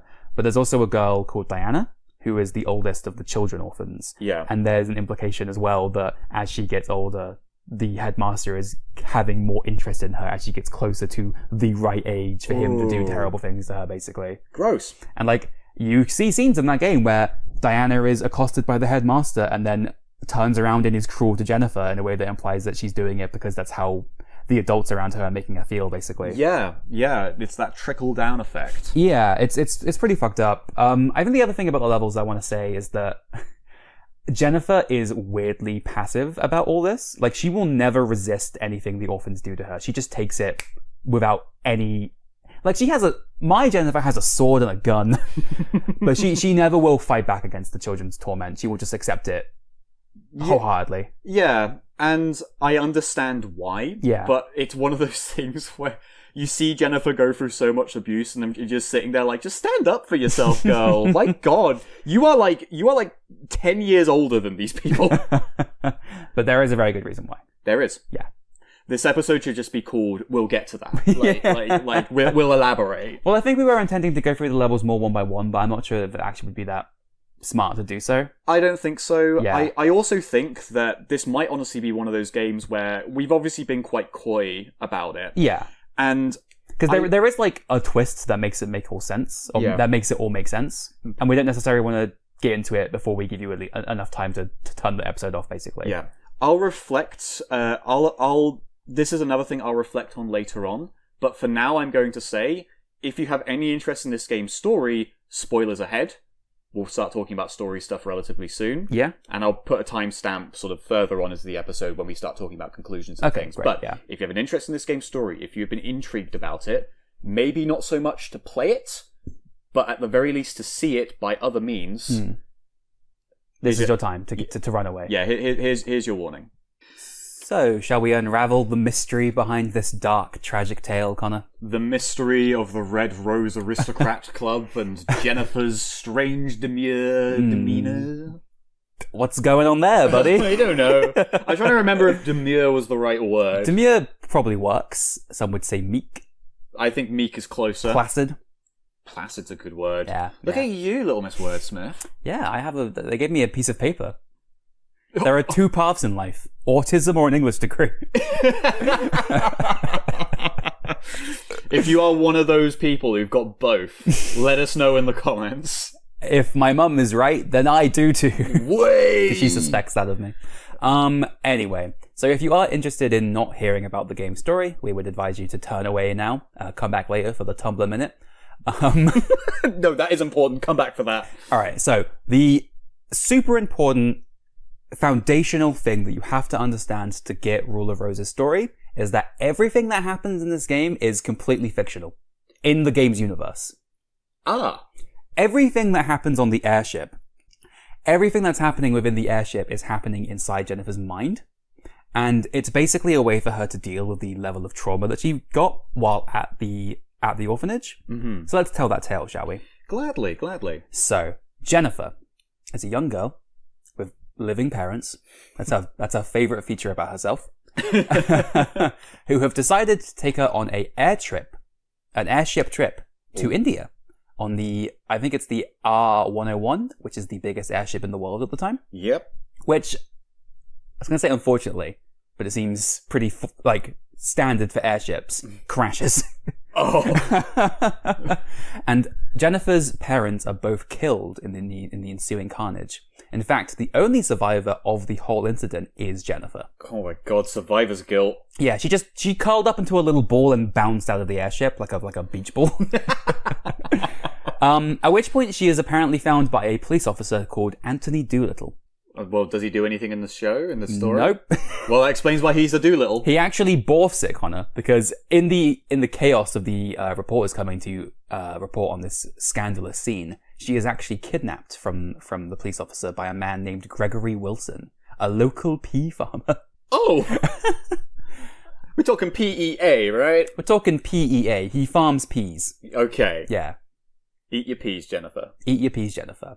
The thing about your boy Gregory and his house is that Gregory has recently lost his child, a boy named Joshua. So he sees Jennifer from across the way and he thinks to himself, she'll do. And he picks her up and he spirits her away to his house and he cuts her hair short and he makes her wear boys' clothes and he calls her Joshua. Well, you know what Jennifer could do? What's that? She could take Gregory and dress him up like both of her parents. And then they can have a mutually beneficial trauma arrangement, bond. yeah. So Jennifer is actually kept prisoner by Gregory for several months. He doesn't let her leave, but she does describe him as being nice, if a little scary. Mm-hmm. He is often found in the house contemplating suicide, and mumbling strange stories to himself. After a while, I was going to call her Jennifer is discovered by a little girl called Wendy. Get your ship names in now, people. It's the romance of a century that definitely doesn't end horribly. Wendy is actually from a local orphanage called the Red Garden Orphanage, Connor. You may have heard of it. Oh, the Rose Garden Orphanage. The Rose Garden Orphanage. Thank you for correcting me, you son of a bitch. Hey, that's no way to refer to my mother. And because Jennifer is dressed as a boy, Wendy perceives her to be a prince, and she begins exchanging secret letters with her through the window, promising to set her free. She eventually does so. It's a weird detail, but as they leave, they actually steal Gregory's gun. Yeah. Like, I think the implication is that they don't want Gregory to come hunting Jennifer down with said gun, and also they don't want him to kill himself. Is the implication that this is the same gun you can unlock in the game? I think that is the implication, yes. That's the general idea. Wendy then takes Jennifer back to the Rose Garden Orphanage, where they exchange a vow, Connor. They promise to one another to give each other everlasting love now and for always.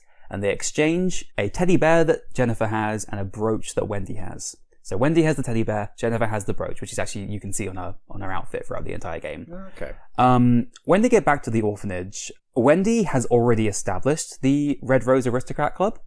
She's basically done it as a way of controlling the other children, basically to corral them to doing things that she wants, basically. Yeah. And she establishes herself as the princess of the Red Rose Aristocrat Club, and Jennifer is the prince, because she is still pretending to be a boy, I guess.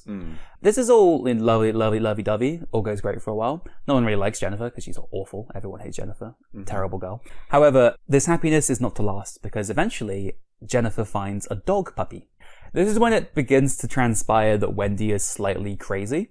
Oh. And Wendy becomes incredibly jealous of Jennifer's newfound love for Brown, because Jennifer keeps spending more time with Brown than she does with Wendy. Even though she keeps saying to Wendy, come hang out with my dog and we can have fun together, Wendy's like, no, I want to have alone time. I want to make out or something, not with this dog around. Friendship ended with Wendy, now Brown is my best basically, friend. yeah, basically. So Wendy's one recourse as the ruler of the Red Rose Aristocrat Society is to command the other children to relentlessly bully Jennifer until she gets sick of the dog.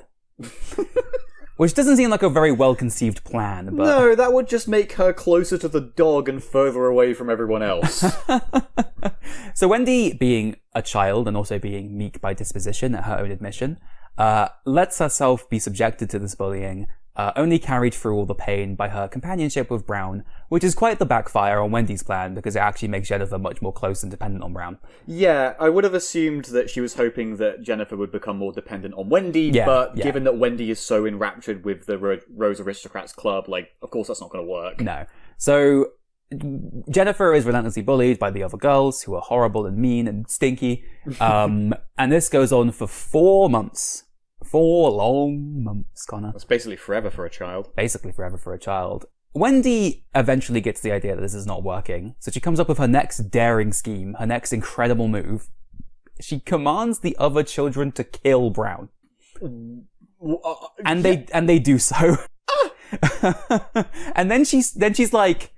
So it's really funny. So the last level in the game is called The Funeral, and it's set in the actual orphanage and not in the airship. And the idea is that Jennifer is going around trying to... You're just going around the orphanage, and the objective is to find all the other children and have notes thrown at you. Because they're all ignoring you, and all the notes say things like, you're a liar, you're a thief, you should die, and stuff like that. Slender the 8 pages. And then eventually you find Wendy in the inner court. And really, the whole construction of the game so far is that Wendy is the only girl in the Aristocrats Club who is nice to you. Wendy is the sick princess. She is very ill. She's always in the sick room. She's always coughing. She's not particularly strong physically. Oh. And the idea is that she is the one bright light amongst a sea of awful children who is actually kind to you all the time and not like Amanda when it suits her. Yeah, I think that is pretty well reflected inside the game itself, where it's like, oh no, Wendy's nice. Yeah, she your doesn't boy Wendy, call yeah. us filthy or ignore us. Yeah, she's very, very nice to us. And you find Wendy eventually in the inner court, like you said earlier, where we found the where we were taken to the airship at the start of the game. And she tells you quite cheerily that there is going to be a funeral, and afterwards there will be a meeting of the Red Rose Aristocrats Club to which you are compelled to attend. You do so, and it's at this point where it was revealed that Wendy, as I said all along, is the princess of the Red Rose Aristocrats Club, has been responsible for all of Jennifer's relentless bullying, and has ordered the death of her dog, who is found at this point in a sack. Yeah, because apparently Wendy was secretly the leader of this, even in the real-world context. Yeah, no, Wendy was the founder of the Red Rose Aristocrats Club. She was always the Red Rose Princess. She's actually at this point, because she wears this little, I can't think of how to describe it. It's like this, little blue frilly dress, and she's got this hat and stuff. She looks quite sweet. Yeah, she, reveals herself in the game. I remember this, when she kind of, steps down, and she's kind of like, well, hi, Jennifer, it's me, it's Wendy, I'm so nice to you. Yeah, at this point, she's now wearing, a big red dress, and, she's got a much different look to her, basically. And she basically is like, hey, yo, Jennifer, I killed your dog. Let's kiss. And Jennifer's like, no.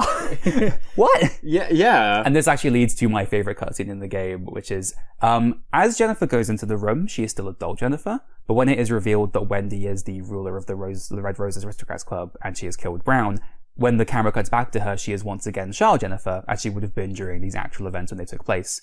And she fucking beats the shit out of Wendy. She just slaps her to the ground and then just keeps hitting her, just screaming at her. And she basically gets up and she screams to the other children that, you think you're all aristocrats, but this is a joke. You're all horrible people, and I hate you, and I wish you would die. And she just runs off. At this point, Wendy runs out of the room, having been humiliated and having her love basically torn to shreds in front of her because she's a crazy bitch. This is how it is. At which point, they then crown Jennifer the new ruler of the Red Rose Aristocrats Club. There's a really weird scene. This is one of the final levels in the game where you're walking around the orphanage again, and all the girls are bowing to you and telling you to tell them what to do.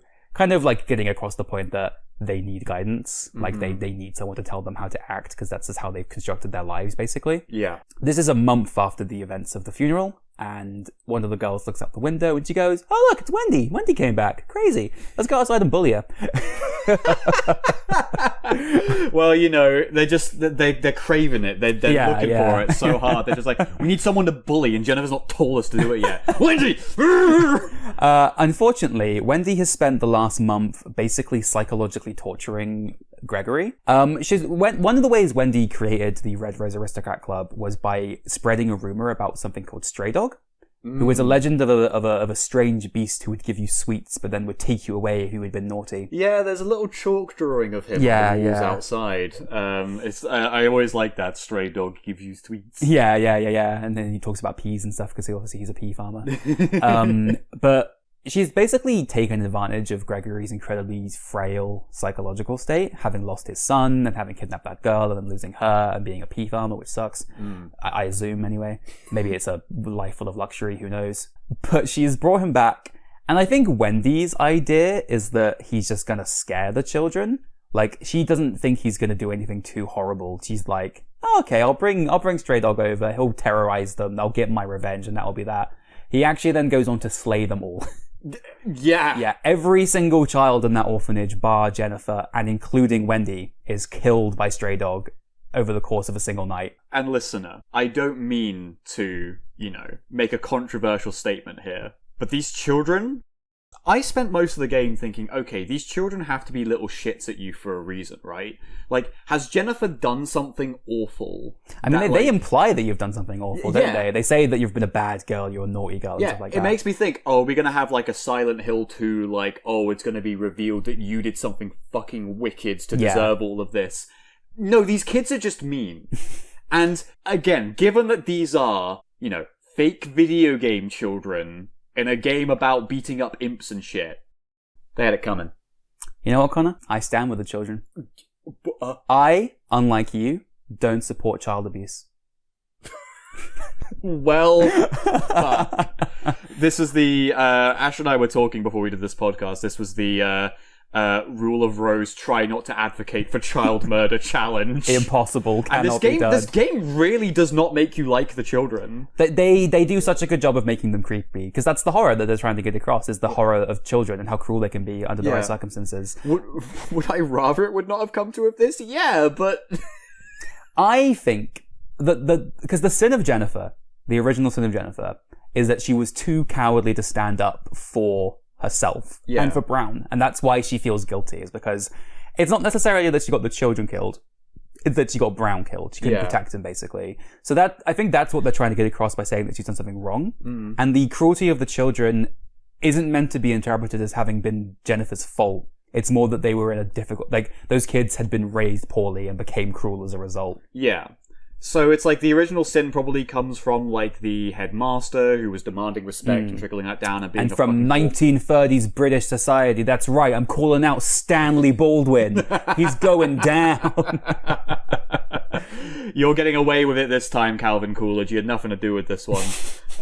He was president in like the 30s, right? Not in 1930. Oh, who was in 30? Herbert Hoover, baby. Herbert Hoover! Hell yeah. So everyone's fucking favourite. Yeah, everyone's coolest guy, Herbert Hoover. So, because that was going to be my next question, was going to be, who is the worst fucking guy? In Rule of Rose. Yeah. Well, before we get onto that, I just want to make the last point about the actual events of the story. Sure. Which is that when the press comes to report on the massacre of the children, because, you know, that's a big story. 25 children dead. Yeah. At the hands of a pea farmer. The thing that happens is that when they find Jennifer, the only survivor, which at this point in the game you will have fought Stray Dog in a boss fight, and the way to get the good ending is to, when he basically at some point will offer his hands to you and say, I'm sorry, Joshua, and you've got to give him the gun and he'll shoot himself. Yeah. When the press comes to report on the incident, when they realize who Jennifer is, that being the only survivor of the airship crash, they don't care about the other children and don't report about them. They only talk about how Jennifer survived both events. Oh my god. So all of those children get forgotten because of Jennifer's prominence as a survivor of tragedies. Fucking hell. That's a hell... No, I mean, that's powerful because that's what the news is like. It sensationalizes, right? Yeah. It's like, fuck all these other people and these victims, you know? And like, so the events of the game on the airship are entirely fictitious, and they are just Jennifer trying to process the traumatic things that happened to her whilst at this orphanage. So all the scenes of bullying are things that they did to her when she was a child. All the aristocrat rules and stuff are things that they made up when they were kids, but they obviously weren't as dramatic as they were depicted on the airship. She doesn't actually ever fight an imp or a mermaid. She's just imagining and processing trauma, basically. So Alyssa from Clock Tower has a higher kill count. Fiona from Haunting Ground has a higher kill count. True. Jennifer is not actually involved in any adventure. She just imagines some shit. It was all a dream. The game has a really somber ending that I think actually really ties it all together, which you might forget, which is that you are then allowed to walk around the orphanage level once more, but the difference is that Jennifer is a child, and it's in black and white, and it's called Once Upon a Time. What you can do is you can walk around in every room, and there is dialogue that Jennifer will give you about her life there in every single room. Oh. And it adds a lot more context and flavor to the dynamic between all those characters and the way it actually went down. Because the only version of it you've seen is this fictionalized airship version. Yeah. So you get more of a sense of how that life was like. And you go outside, and Wendy is playing in the garden, and she comes up to you, and you kiss her on the cheek, and she kisses you on yours, and you kind of like hold hands for a second, and then you leave the front gate, and Wendy begins to follow you, but the gate closes behind her, and she can't get through. And she just sort of like looks at you wistfully, like, well, I'm dead, so like I don't get to follow you. And honestly, at that point, I did feel bad for Wendy, because the implication is that Wendy is incredibly sick. Like, she has a disease that means she hasn't got any friends. Basically, well, she hasn't got a disease that's called no friends-itis, but she is too ill to play with the other children. Is incredibly lonely. Maybe the trickle down of being called like filthy and sickly and that kind of thing. That's the trauma that's inflicted on Wendy being like turned into slang by the rest of the rule of the Rose Aristocrat Club. Yeah. That then trickles down onto Jennifer and all the other undesirables of the... I think the read on Wendy is that Wendy is incredibly lonely. And when she makes a relationship with Jennifer, she becomes incredibly dependent on her. Yeah. And when she feels that it's threatened, that makes her become cruel. Yeah. And I feel like it is also worth saying that it's not Wendy's fault, really, that those children are dead, because she didn't think that they were gonna die. Yeah. I mean, in the boss fight, there's a two-phase stunner, Connor. It's an incredible set piece. Fucking particles are flying everywhere. There's a dragon in the background. Gregory grows 4 more arms. Becomes a big hulking monster. But the first phase is inside the orphanage. You fight him for a bit, and then Brown comes and he helps you out by doing nothing because he's brown. But he's there and he barks a bit. He's moral support. Yeah, and then you go outside into the rain, where you find all of the the children's clothes, but not their corpses, because obviously they were like, maybe let's not show 25 dead children. That might be a bit too far. Yeah. You then have to basically So what happens is you go outside, and then Wendy comes out, which is wearing a Joshua disguise, which is how she tricked Stray Dog into attacking the children, basically. And she's like, "Oh, I blew it. Really bought this one, eh, Jennifer?" And then she gives you Gregory's gun, and then she takes off her wig and reveals her hair. And then Stray Dog was like, "Wait a minute, you ain't my son," and he kills her too. And then you do the rest of the fight. And then Jennifer walks down the garden path, and she goes back to the rickety shed from the start of the game, where she finds a little puppy who is brown. Aww. And she says that she couldn't protect him, and she let him down. And then she creates a bucket knight. Oh yeah, the save point. Yeah, and then she writes the same oath that she made to Wendy, which is, "I am yours forever." And then she says she'll honor everyone's memories because no one else is remembering them. And then she leaves, and then the game ends. Oh. Yeah. Well, I've heard that's only one of 2 endings. The second ending is not a real ending. Oh. It's basically, if you get given Gregory's gun as an item, and if you equip it and shoot him with it, you get the bad ending. And the bad ending is basically just, you kill him, and then Wendy's voice is like, "Ooh, Jennifer, you couldn't get over it after all, you blew it. Ha ha ha ha." And it's just a bad ending. It's not like a real ending. That's a really... Because I would have figured that it would have something to do with, like, violent tendencies and giving into anger and that kind of thing. No, that sounds really lame. Yeah, it's not super great. Well. And that's the story of Rule of Rose.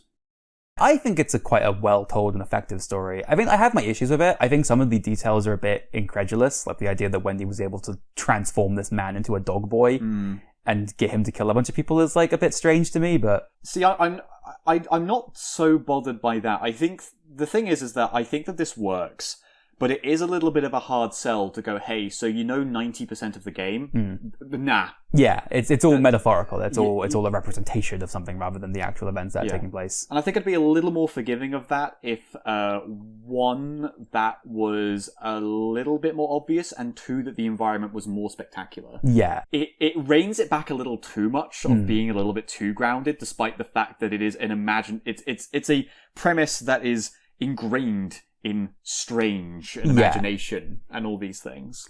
So I would be more satisfied with the ending is if at the end we saw adult Jennifer and we got some sense of her having moved on. Yeah. Because we do get that in the sense that she promises to remember Brown and all the people who lived at the orphanage. But once you go to child Jennifer, you never see adult Jennifer again. Oh. Okay. Like, she wanders off into the night in still what is obviously a vision of the orphanage from a time that doesn't exist anymore. And I kind of wish we saw her like maybe she gets back on the bus and she the bus drives off and the sun begins to rise and she looks back at the orphanage and she smiles, and then that kind of ties it all together, you know? Yeah, because this is also a thing of like, considering the context of the story and everything, why does Jennifer have to be an adult during the course of the gameplay? Because while this is all an imagination story kind of thing, the fact that she is still an adult at that time kind of feels a bit odd. I would assume that the main reason is simply put, if this is a game with combat and violence in it, then being able to put in the player's hands a child to kill is something that's very difficult to get around. I know Limbo did it, but, you know. Well, I think one of the things I read about the kind of operating foundation of the game's story was the idea of how adults can appear scary to children and how children can appear scary to adults. Oh, no, that's clicked it for me. Yeah. So Jennifer has to be a child to get across that sense of misunderstanding causing fear, basically. Yeah, she needs to be an adult for that. Because it's children being this kind of alien fear. Yeah. Because they see the world in an entirely different way. I mean, I have legitimately seen the developers of this game refer to it as the fear of little girls specifically. So I have to imagine Onion Games man had some traumatic experiences in his youth with children. Got bullied by children. Yeah. Well, I mean, people do get bullied by children. He made Tulip. Cuts to us doing that. Yeah, and then you're like, no. Now we'd be like, you made Tulip. Oh no, you are the one. Yeah, I want an autograph. Yeah. I absolutely would revere whoever made Tulip. But I think I felt like the point of this game was that it was the personal journey of Jennifer. Mm-hmm. And they didn't really show her at the end having learned anything other than that one little scene. I would have appreciated just a bit more of that stuff, really. I think that's reasonable, and I'm inclined to agree. Yeah. But other than that, I think it's an affecting story. I think it's got themes I have never seen in a game before, and not really since. Like this kind of like representation of children creating artificial constructions of adult societies and not understanding them, and that causes these issues. Like, I think that's really compelling. Yeah, that kind of raises a point I think is worth saying, because obviously this game doesn't particularly shy away from this premise or the weirdness that surrounds it. And you especially get from the sense of the cutscenes where things are like very uncomfortable with how creepy the girls act and that kind of thing. Yeah. And how touchy they get with each other. It's like, I mean, Jennifer and Wendy kiss. Oh, they do. They have an obviously sapphic relationship. I kind of thought that might have been the reason why it was banned in the UK. I thought it was going to be because it had two girls who were minors kissing. So not only is it like two minors in love, it is also two minors in a homosexual relationship. A homosexual. Homosexual. Yeah. There's also not an implication, but a direct confirmation that Meg, the intelligent princess, has a crush on Diana. Oh, really? Because she sends her a love letter, and one of the levels, you have to get it back, and they frame you for ripping it up. Of course, I remember this now. Yeah. I was also going to briefly say there's the whole thing with like Jennifer being dressed up as Joshua and having to live that life, being forced to live that life, which does have slight trans connotations. Yeah. Or also misgendering. Yeah. Because one thing that I was noticing a couple times in the early points in the game is there would be a lot of points where you could go into a man's bathroom absolutely freely, but you could not get access to a woman's bathroom. Yeah. And part of me makes me think, like, is that I mean, it's definitely not intentional. Yeah. But that, I felt like that was an You could interesting definitely read that detail. subtext into it, yeah. Yeah. And I think it's interesting as well how, I'm not sure if if this furthers the children misconstruing adult things, or if it's actually what I think it is, what I would like it to be. But obviously, Wendy finds out that Jennifer is a girl very quickly, but they still continue their relationship afterwards. You know?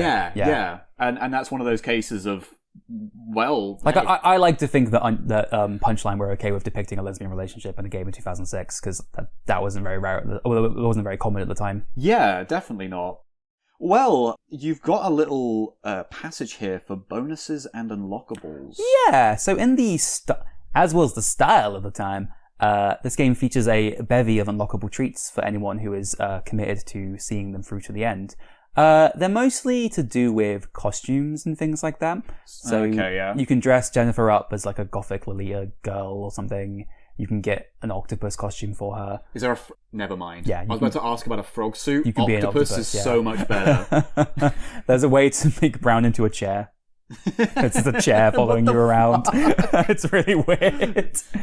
I think I've alluded to this before, but there are also a series of side quests in the game which you get by engaging more deeply with the Brown find system. Yeah. So you can find a revolver by doing this, you can get a rusty sword by doing this. All of the costumes have their own weapon, which are called master weapons. Whoa. So you can get like a master umbrella and a master gun and stuff like that. And then there are also the films and the vinyls to find, which then allow you to watch the game's cutscenes and listen to the game's music. Yeah. This is all done during the Once Upon a Time chapter, which is the one where you're playing as child Jennifer. Yeah. Yeah, there's a few things in this game that you can only get on a second playthrough, which, very bold of Onion to assume that we play the game again, but it's nice if you're a dedicated Rule of Rosehead and you want to have more reasons to play it, because there's stuff to find. Yeah. Yeah.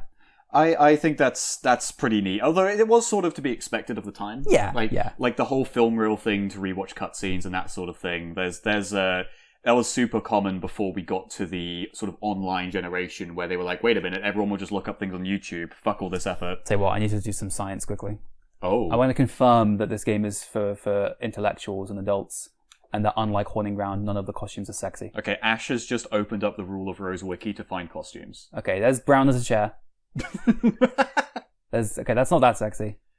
Yeah, you better bring up these pictures on the YouTube version. Don't worry, I got you. She's a nurse, but she's not a sexy nurse. No, she's just a nurse.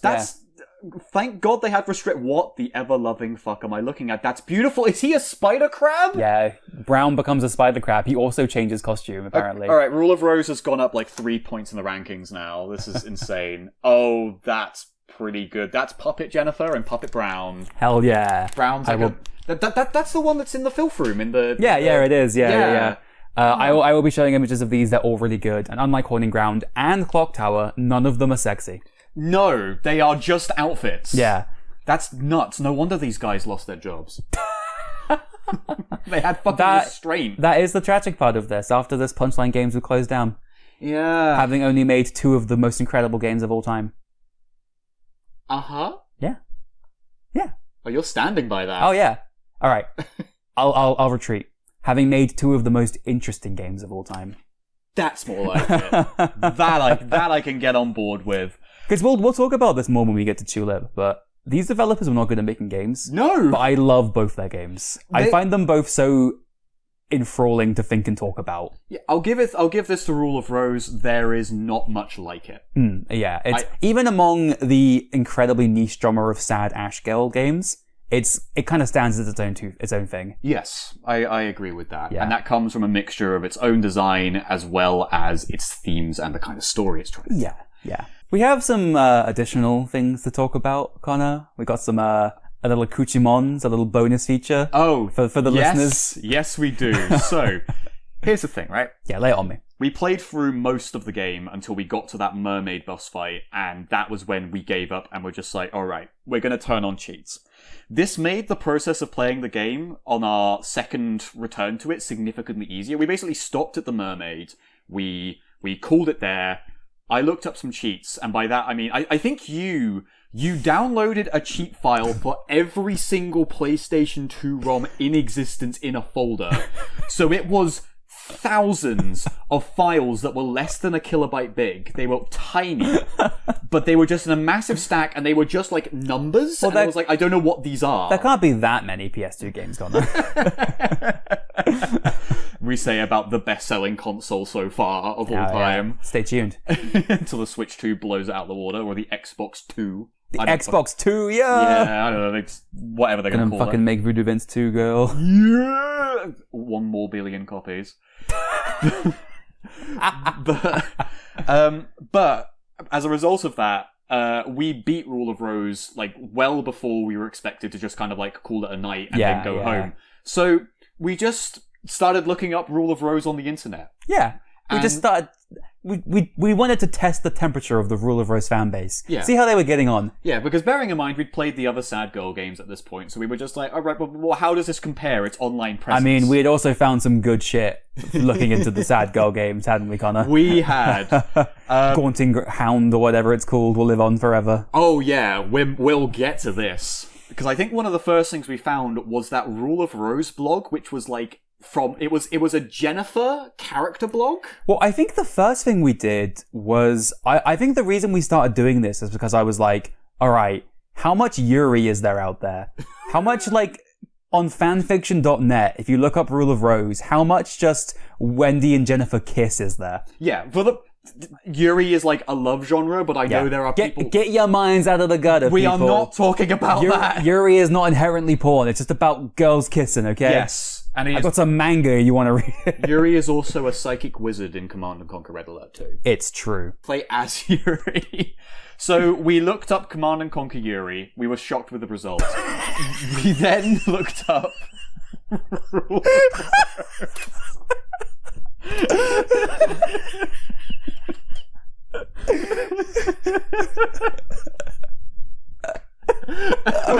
It sounds like you're trying to make clickbait.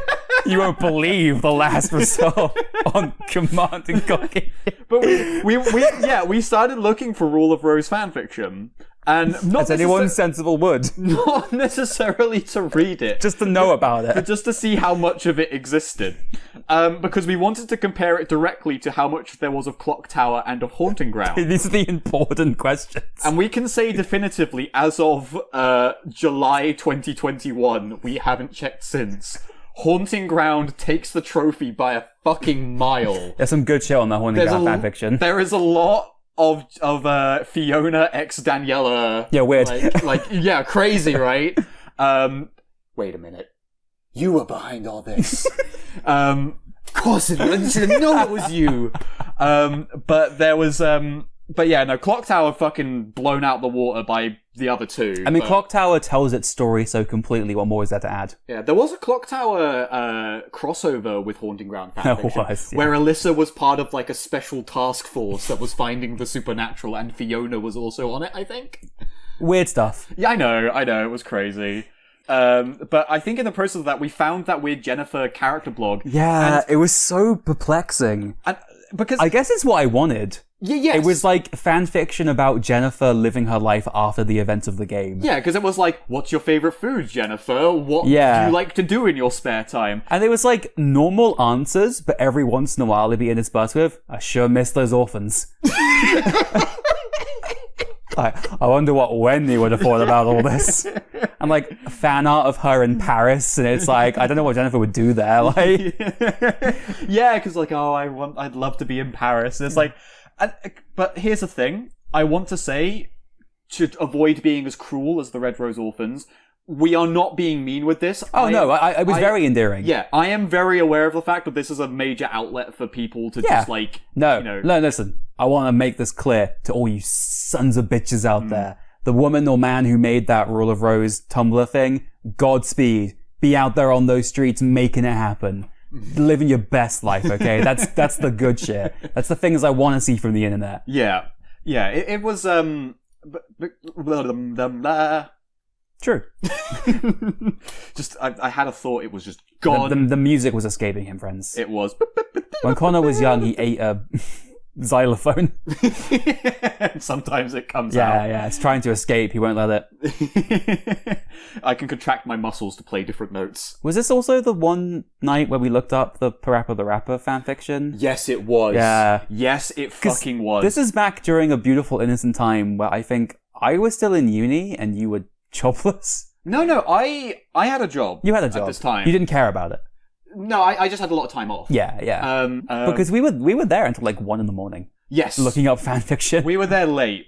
And I think it was just because after looking at this, I was just like, we just got to that page where it's like, okay, here's every single IP and how much fanfiction they have of it. And we were just scrolling down and we weren't checking them, but we got to Parappa the Rapper and I was just like, Ash, that's too many of Parappa the Rapper. It was like hundreds. There was hundreds for Parappa the Rapper and we were just like, we gotta see this. Yeah. Who is writing Parappa the Rapper fanfiction? And who is out there doing it? And we were shocked by the results. We were. There were 2 that we specifically read we read one in almost its entirety. The second one, the title was enough. But the first one we read was a fanfiction that just seemed to be about a character called Matt. And we were like, who the fuck is Matt? Years later, we would find out Matt is a character from the Parappa the Rapper anime. But at this time, I thought Matt was a random background character. You thought Matt was an OC. Yeah. You thought it was a self-insert. Because the fanfiction was basically, one day Matt went into class, and then Parappa went into class and said, hi, Matt. And Matt said, fuck you, Parappa, you fucking dick. I fucking hate you so much, you fucking piece of shit. You fucking think you can come into my fucking house and talk to me, you motherfucker. Then Parappa sat down and they had class. Then they left class. Matt kept thinking to himself, God, I fucking hate Parappa the Rapper so fucking much. What a fucking whore. What a fucking bastard. And then it just goes on like that. And it leads to Matt kidnapping Parappa the Rapper and torturing him. In excruciating detail. And it's like, it's not even a long fan fiction, but we were just reading it like, oh my fucking God. Because it raised so many questions. Like, this is a person who is a fan of Parappa the Rapper, the franchise, enough to write fanfiction, but they apparently hate Parappa the Rapper. Yeah, like, I think it was an outlet. Yeah, like, yeah. I don't... Like, maybe they're an Jamalami loyalist, and they want Jamalami to have the respect that Parappa gets. Yeah, but alas. And we're, on that front, we can but agree. Indeed. Being huge Jamalami heads. We have played Jamalami. Yeah, that's right. But then there was another. There is another. There was another that ended the night because it had you just doubled over laughing. It was bad. And it was literally just because it had the title, I've Gotta Conceive. One must presume that this is a Parappa the Rapper M-Preg story, and we did not want to delve any deeper into that particular pit, into Parappa the Rapper's wretched womb, for we would not be able to escape it, I feared. Alright, Ash. What's up? I've decided we're gonna You're gonna give birth to me? No, Parappa is. I've decided you will give birth to me. Let me in to your womb. No, I've decided we're gonna use YouTube's like rotational thumbnail thing, and one of them will just be of a picture of Parappa the Rapper, we will not elaborate until they get to this part of the podcast. At the end of the Rule of Rose episode. The most important place for it to be. Extremely important. Well, it was a beautiful time. it was a good time, back when we were funny. Those times are gone now, though. Long gone. Well, I think on that high note, That was probably the most fun we had playing Rule of Rose. Was when we were looking up that fanfiction. Yes, we needed it. We needed it.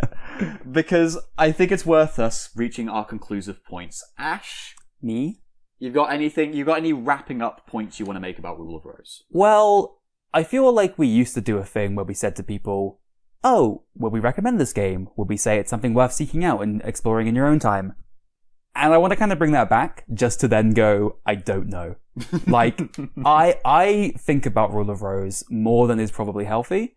And I would say, if we're going to divorce quality from favorability, Rule of Rose might be one of my favorite games to think about of all time. I find it fascinating. I think it's so singularly unique. I think it's a very, very distinct game that I have a lot of affection and fondness for. Yeah. However, as we have detailed comprehensively, it is not fun to play in the slightest. Yeah, its exploration is relatively basic. Its combat is awful, and we haven't even really elaborated on how like sluggish it feels to kind of control at points, or how it interacting with things. Like if you do decide, I'm going to check this door, oh, it doesn't open. It takes you for fucking ever to just watch Jennifer rattle the door and then let go, and the fades and transitions and everything. One of the issues of the Airship is that it's so segmented because it's like 50 different rooms and you have to keep moving between them, and there's like a transition every single time. Yeah, Haunting Ground, this ain't. It's not contiguous. It's I actually, when I was doing my playthrough for the podcast, I played 11 hours of the game over the course of 2 days, and my housemate was so sick of it. I bet. Like, she was just like, this is stupid, and I'm like, yeah, you're right.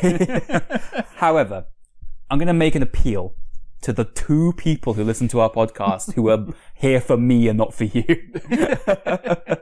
If you are like me, and you have a fondness for this kind of game, this kind of aesthetic, this kind of storytelling, and you have already made the concession to this genre that the gameplay isn't necessarily going to be the reason why you're there, I think there's a lot to enjoy from Rule of Rose. I think it's a very unique experience. I think if you have a tolerance for survival horrors bullshit, like me, then you can get into this. The issue was that I tried to make someone who doesn't have that tolerance play it, and the results kind of speak for themselves. Yeah, this is the thing. I don't normally advocate for this. But I honestly do think this is one of those games where it's like, look, if you have had any interest in the good stuff about it, this is a YouTubeable game. I think that's where this gets its appeal from. I think actually playing it yourself, you will miss out on the kinesthetic, the handheld variant of it. I love that word. Yeah. But it's not fun to play. And and there's nothing about its interactions, how it works as an interactive medium, that I think really makes that work. The only places I can really think about is if you take your time to explore that orphanage at the beginning and then explore it at the end when it's in black and white. Doing that by yourself and having that sort of feedback and that kind of thing to come back to is fantastic. Although, now that we've talked about it, you already know what's coming and it doesn't hit quite as hard. Alright, Connor, what if I leant forward in my chair? Oh. And I put my fingers together. Ooh. And I said to you, do video games have to be fun to play to be worth playing? Now I actually think, oh, no, because this is a question that everyone demands a yes or no to, but it's not that simple. No. But if you want to clickbait me, if you want to snip it out, if you want to take me out of context, no. I don't think they have to. Do you want to know why, Ash? Why? You know how many of the games that we've talked about where I've ranked them low on fun? I still respect those games. Yeah, I agree. I understand that there is a nuance here, but for me, I'm on the other side of that line, where I don't think Rule of Rose is fun to play, but I have fun playing it. Okay. Does that make sense? No, that works. That works. I think that makes sense for a lot of games. Yeah. I think a lot of people who play anything that's like particularly grindy or long-winded would say that, where it's like, I've spent 3 hours playing a segment of game I don't enjoy, but they do in the end. Up. Yeah, they enjoy the overall experience of Yeah. it. I think Signalis is fantastic, even if I didn't rank it super high on fun. That's fair. I mean, I'm going to rank this low on fun because I'm basing fun off our time with it. Yeah. Yeah, that's the difference for me. Oh, yeah, that's going to make this ranking real weird. Yeah. I'll need to elaborate on that when we get to it, because we can move on to rankings now. I think I'm fine with that. And we're implementing a new crazy system. Yes, so, as you are well aware, long-time listeners of the show, you know that at the end of each episode we do the whole quality, interesting, and fun ranking, kind of saying whether or not it would be high on our list of fun or low on our list of fun, that sort of thing. This is actually a good time because most of the reason why we created an interesting category was to give games like Rule of Rose more credit. Yes, yeah. I think there's loads of games that were not particularly good or fun, but were fucking fascinating, and that made them worth covering. Yeah. But instead of having this arbitrary, like, hey, it's low on a list of games that you don't even get to see, I have instead pitched to Ash that instead we just rank them on, like, 5 stars. Yeah, that seems much more manageable. Yeah. So, I'm going to open up, in terms of quality, how many stars would you give Rule of Rose? Ooh, baby. I would give it 2.5 stars. Mm-hmm. I think there are aspects of this game that I think are well designed and well considered, but I think inherently it's not fun to play. The combat is a massive weight on it, and even the parts where you're just exploring aren't the best implementation of that system either. So 2.5 stars, carried really high by its presentation, its story, and its vibe. I think for very similar reasons, I would say 2 stars. Okay. And I would say You son of a bitch! I think it's because while its presentation is fantastic, while its concepts are really interesting, I think it's got lots of stuff going for it. I think that I agree with you that games don't have to be fun, but I think there are quote-unquote non-fun games that are designed better. Yeah, that's fair. And I think as a result, and I think Rule of Rose fails in those areas, and I don't think it's carried solely by its ambition. I guess a contrast you could make is that there are games where the developers have not intended it to be fun, and that's the point of the story they're trying to tell. Yeah. I don't think the Rule of Rose developers wanted the game not to be fun. I think they were trying to make a fun game and they failed. Yeah. I think that's pretty reasonable. Yeah. Which will go on to interesting. What would you say for interesting? 5 stars, baby. Oh, fair. This is when we were doing, when we were actually trying to rank each game individually on 3 or 4 separate lists. Rule of Rose was number 1 on interesting for me. Wow. Yeah, I think this game is fascinating. No, I am in a much of agreement, although I would say 4.5 stars. Son of a bitch. I'd say it's not quite at the tip top. That's fair. But there is a lot going on with this that is fascinating. Well, you have the Ash tilt for a horror game, right? So that makes sense that I give it a slightly higher score on interesting. Yeah. Although I would say, I'd say it's like, we've covered 65 games. I think this would be, I can only think of maybe 4 other games I would say are more interesting. See, that's fair. I agree. Yeah. But in terms of fun, where would you put this, Ash? 4 stars. Oh, you're giving me a look. I'd give it 0.5 stars on fun. I think, legitimately, for realsies, this was the least amount of fun we've had doing this show.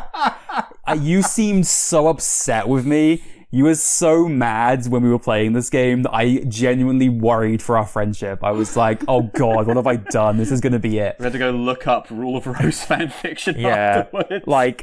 Because at the time, the list was still nascent. It was still new. And I genuinely feared that this was going to end it. You were going to be like, all right, you've pushed me too far.